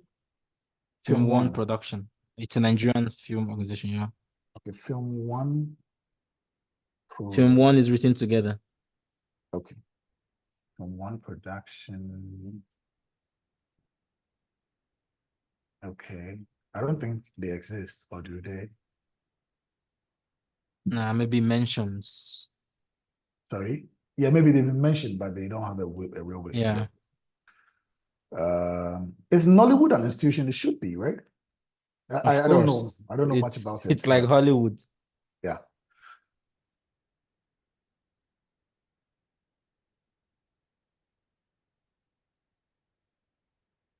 This is not, it's not written like Oh, I see what you mean. In that case, you could check Actors Guild of Nigeria, things like that. Or Actors National Guild. Film Authority of Ghana. I think there's something like that. You know what? Let me go to the American ones. Sorry, but Oh, nice. we don't have enough on the African ones, unless I'm wrong. But what I'm looking for, you're actually right. There is that gap, documenting film organizations in Africa also. okay. So let me just go to Columbia Pictures.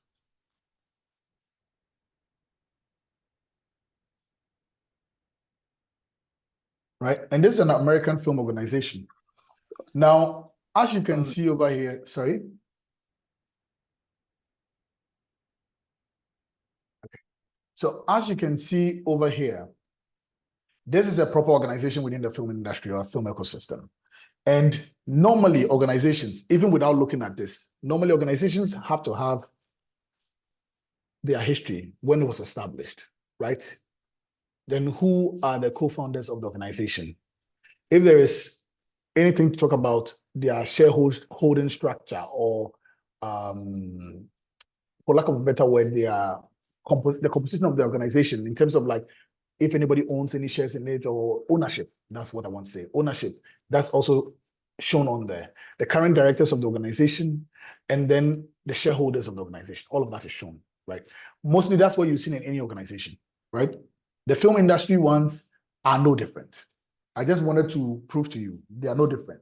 And so you see, like we said, every article must have a prose or an introductory text. So it does have that over here as well, okay? And then history. So it talks about when it started, where it came from, what have you, all of that captures all things that have happened in the past, right? Then it should also have, it is no, okay. So normally it should have also like the ownership structure of the organization. I think normally it's put in the info box, sorry. Yeah, so founded by who are the founders, where it's headquartered, and all of that. But normally what is appropriate is that you have the introductory text, you have the history about the organization, you create another section about ownership, right? So who owns it, who are the owners of it, shareholding structure, how they make money and all of that. You write all of that. And then you now go to the filmography to talk about their works, the kinds of movies they've made and all of that. And if they've won any awards, you talk about that. Those are the main structures of an organization within the film industry, right? But as you can see over here, they've coupled everything up in the history. So they're talking about all the shareholding structure, everything will be in the history. But I would say normally distinctive, because then having a long section like that just becomes a long block of text that makes it difficult for people to find important aspects of the information that they're looking for, right? So you can do that. And like I said, logo, in this instance, is for education purposes. So you can argue it out by taking the logo and then uploading it under fair use. But I will always advise you, if you don't understand those rules very well, you don't do it, okay? So that is it. You will have the intro text, you would have the history, then normally you would have the ownership as a section, then filmography will talk about their works over the years, and then if there are any awards that they won, you would talk about that. And then see also section references and external links. It follows the same thing that we're speaking about in that one. This particular one, there is a mistake. So further reading and see also sections are normally the same, right? Right? Unless there are specific things that you want somebody to read. And because they did bibliography, I would have advised that this further reading be added to the bibliography, because you can't have further reading and see also section in an article. It's not done. It has to be all one, further reading or see also section. And then you have your external links, and then that's it. So for those of you who are asking about structures for organizations, this is how it goes. Entities are a little bit different, but they are not very different from other entities within other spaces. They follow the same format and the same structure. Now for events, we can look at award ceremonies. So like Golden Globe Awards. Let me see if it's here, Golden Globe Awards. It's Golden Globes, sorry. Golden Globe Awards. Yeah, and as you can see, that also has an intro text. It has the history, and then the rules, the criteria for selecting the award, when the ceremony happens, if possible, even documenting all the ceremonies that have happened, and the awards that we're giving out, and then the category of awards that exists, and then basically that's it, right? Like I said, you can also add each year of the awards and the awards that were given in that time, which is what they have in the rating section. Of course, every article can have a scandal and criticism. Even me, my article can have scandal and criticism. That's any scandal that appears or emanates out of something about a particular topic, you can add it to a Wikipedia page. But it's not a standard thing that we do on Wikipedia pages, even though you can do it, right? So an events page will also normally have what you've seen, just the intro, the history, a description of the award, the categories of awards that are given within that award ceremony, even documenting the awards and its previous years, and all those that have won the awards is allowed, right? And then you can add the rest of the things that you already know. See also section, references, external links, and then that's a fully fledged article as well. So, like I said, the advice here is that whenever you are writing an article, always go and look at a relatable article and then copy the structure and then use it. Or just go to Wikipedia and type the type of article you want to write, like Wikipedia biography of a living person, Wikipedia film, and then it will give you the structure, and then you can copy it and use it here. Nobody can ever give you all the structures of all kinds of articles that exist. You have to learn on your own. And you learn by encountering, by engaging with those processes. Okay. Cool. So this brings me to the end of the training. I don't think there's any other thing that Settlers has required me to teach today that I haven't taught. I know I've gone way past the time, but this is how Wikipedia trainings are. There are a lot to take in. So yeah, thank you very much. And I hope this was useful in any way to you guys. Thank you, Felix. You are 40 minutes past the time. we had envisaged. And then there is a question from Teslima saying, how do you add, let me see, text colors to the award section of the Odunlade article, Odunlade Adekolas page? Okay, so that is a template. That is a template. And templates, like I said, so for example, let me see if I can find this for you. Insert.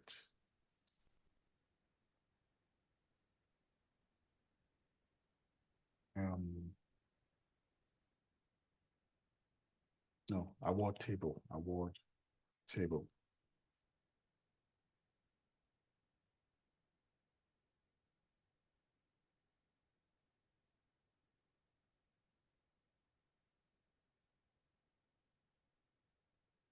Okay.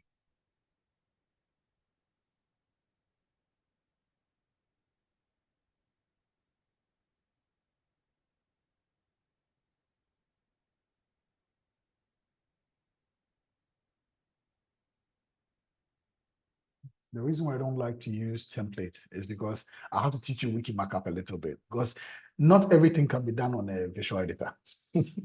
And so the template is missing. This template is missing template data and its parameters.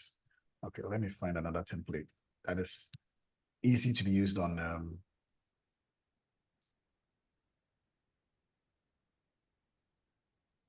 Just to add, when you are publishing your articles, please remember to add the campaign hashtag to the edit summary. The campaign hashtag is hashtag ACWP FESPACO 2024. Remember to add that to the edit summary so that we can track your editing beyond the dashboard. When you are editing an article, or improving an article or creating a new one, remember to add this hashtag. I just shared it on the chat space so that we can track your activities adequately. Thank you.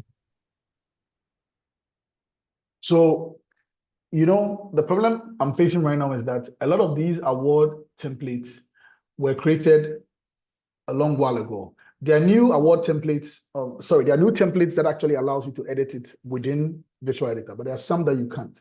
And so, for example, the template I'm trying to insert right now, you can see that if I insert it, it's telling me that it cannot be edited in Visual Editor. And I don't want to come and teach wiki markup here, right? But like I said, it's a template and that will require, let me see. See, it says that cannot be edited in this wiki markup. But if I go to source edit right now, I can be able to edit all of that, right? So the yes or no thing that you're talking about with the colors is actually a template. Whenever you fill it out and then you choose like a yes for, say the person has won the award, it would highlight green because it's already been figured. Now I'll explain what a template is to you. A template is a pre-configured setting on Wiki that allows you to display or showcase anything, right? So this info box is a template, right? And it's allowing you to showcase certain parts of information that has been done based on that template. And so what you're seeing with those colors is not that somebody specifically colored them.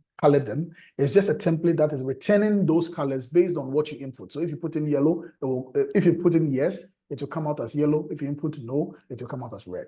That's all it is, right? And so those templates, as I am seeing, I'm trying to open them. They are all wiki markup. And wiki markup is the old markup we used to use. I don't want to go there and confuse anybody. I can do it because I'm one of the old editors, but I don't want to confuse anybody on this call, please. So Tislima, if you are interested in that, you can take my email from Ceslaus. I don't want to confuse anybody. I can walk you through that. If you want to even learn wiki markup, the old one, I can still teach you. I always say that Visual Editor is good, but there are certain things that you can only do with the wiki markup. True. It's really, there's more flexibility using the source editing, which is why I prefer source editing. Exactly. Yeah. Thank you so much, Felix. I will share his email, maybe with you via the registration email you submitted, and then maybe you can reach out to him. But then, like Felix rightly mentioned, there is no grasping everything today. The Wikimedia movement, you know, it's a journey, right? I remember when I joined and started editing in 2018, there were things I didn't know for like the first 2 years. Even for the first 3 years, there were things I didn't know. But over time, and even now where I am, there are some things I'm still learning, you know. So enjoy the journey. Don't be in a haste to grab everything now. Take it, you know, bit by bit. And the hashtag is added to the edit summary before you publish your changes or, you know, the article you've created. That's where you add the hashtag edit summary. Make sure you add the hashtag. It helps us to use the hashtag tracking tool to, you know, find the articles you've worked on and probably be able to see what you know, did there. Yeah. Okay, so just to practically show them that, like Ceslaus is saying, Oh, you cool. just, after you've edited, you click publish, and then where you normally add what you did, you can just put, Hashtag yeah, ACWP FESPACO my 2024. I struggle with my my hash because I use Sorry. European keyboard, and You can just copy it on the chat space. It's there. okay, let me copy from the chat then. Yeah, my keyboard is some European thing and it's struggle all the time. So Yeah, I can imagine. yeah, so hash it's not pasting. Uh-oh. It's not pasting. But still, it's very simple. So in this space, you would have put in your hash. Okay, good. It's now pasting. So hash. What is it? ACWP. ACWP. Capital letters though, FESPACO. Okay. ACWP. Yes, FESPACO. FESPACO. And then when you put in 2024. that 2024. When you put in this, still put in what you did, right? Yes. So maybe added a citation, just so users can know what you did. And adding the hashtag makes them also aware that you are part of a campaign or a program or a competition. Okay, so that's it. Yeah. And I taught something that I was not supposed to teach, citation needed. So I'm just going to show you this quickly, bonus.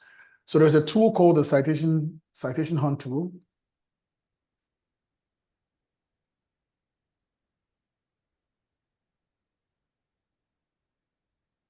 I think it's on ToolForge, but I don't remember the particular URL. Yeah.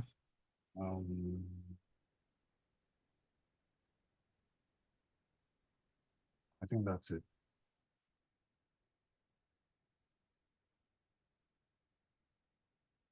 Yeah. So SafeCloud will send you the link to this. Now, whenever you put a citation needed tag, what it does is that it curates all those articles with citation needed tag into this tool. So let's say, for example, as part of this competition, you just want to improve citation on film-related articles. You can use the citation hunt tool to find them. So let's say I type film South Africa.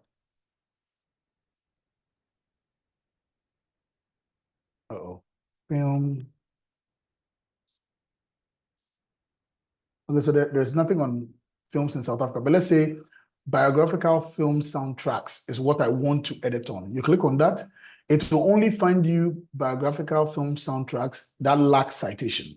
And then if you can find citation to them, you do it. If you don't, you can just click next and it finds you the next one to work on. If you think you can solve it, you just click, I've got this, and then it opens the article for you, takes you to the place where the citation is needed. And then if you have the citation, you can just add it directly and then that's it. So that's one way of doing edits on Wikipedia. If you can't write an article, you can just look for articles that need citation and then add a citation to them, like you've learned today. Simple as that. And anytime you add a citation needed tag, you are helping this tool to be able to find points or pockets of articles that actually need a citation. So yeah. That's just the benefit of what you learned today. Yeah. I'm done. Love.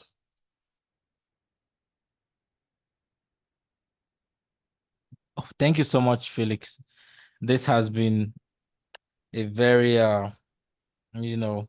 endowed training session. And in fact, a bigger thank you to the ever patient attendees who have, invested their hours coming on board, going on break, still coming back to continue this learning journey with us. So it's been a pleasure, trust me, being here, because even you might be surprised that maybe there are some things Felix just mentioned that I'm hearing for the first time, but like I said, that's the journey in the Wikimedia space. It's in bits, bit by bit, and then eventually, you get to where you know more than you knew yesterday, more than you knew last month, more than you knew last year. And then you would, feel much, much, much more, way more better in your knowledge. But yes, it's been an amazing session. And please, in case you are interested in the Thursday session, by all means, when we send out the link, we'll be sending out the links to the email database we have, and Telegram groups and all that. Please, by all means, you're welcome to join. We'll also be sending out the link to this recording. Maybe if you prefer watching this recording, but of course, I know for sure that attending the session live and having your questions spontaneously answered will be maybe a better option for you. So I'm sharing in the chat space now a link to the campaign Telegram group where you can also ask questions and get responses ASAP. That's the link to the campaign Telegram group. Please feel free to join.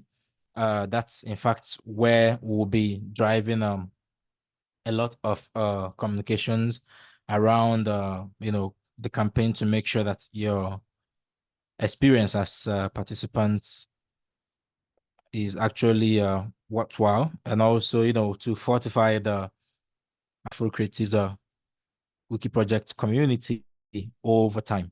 So by all means, please use that link to join the AfroCreatives Telegram platform, where we will be maybe taking any further questions you might have.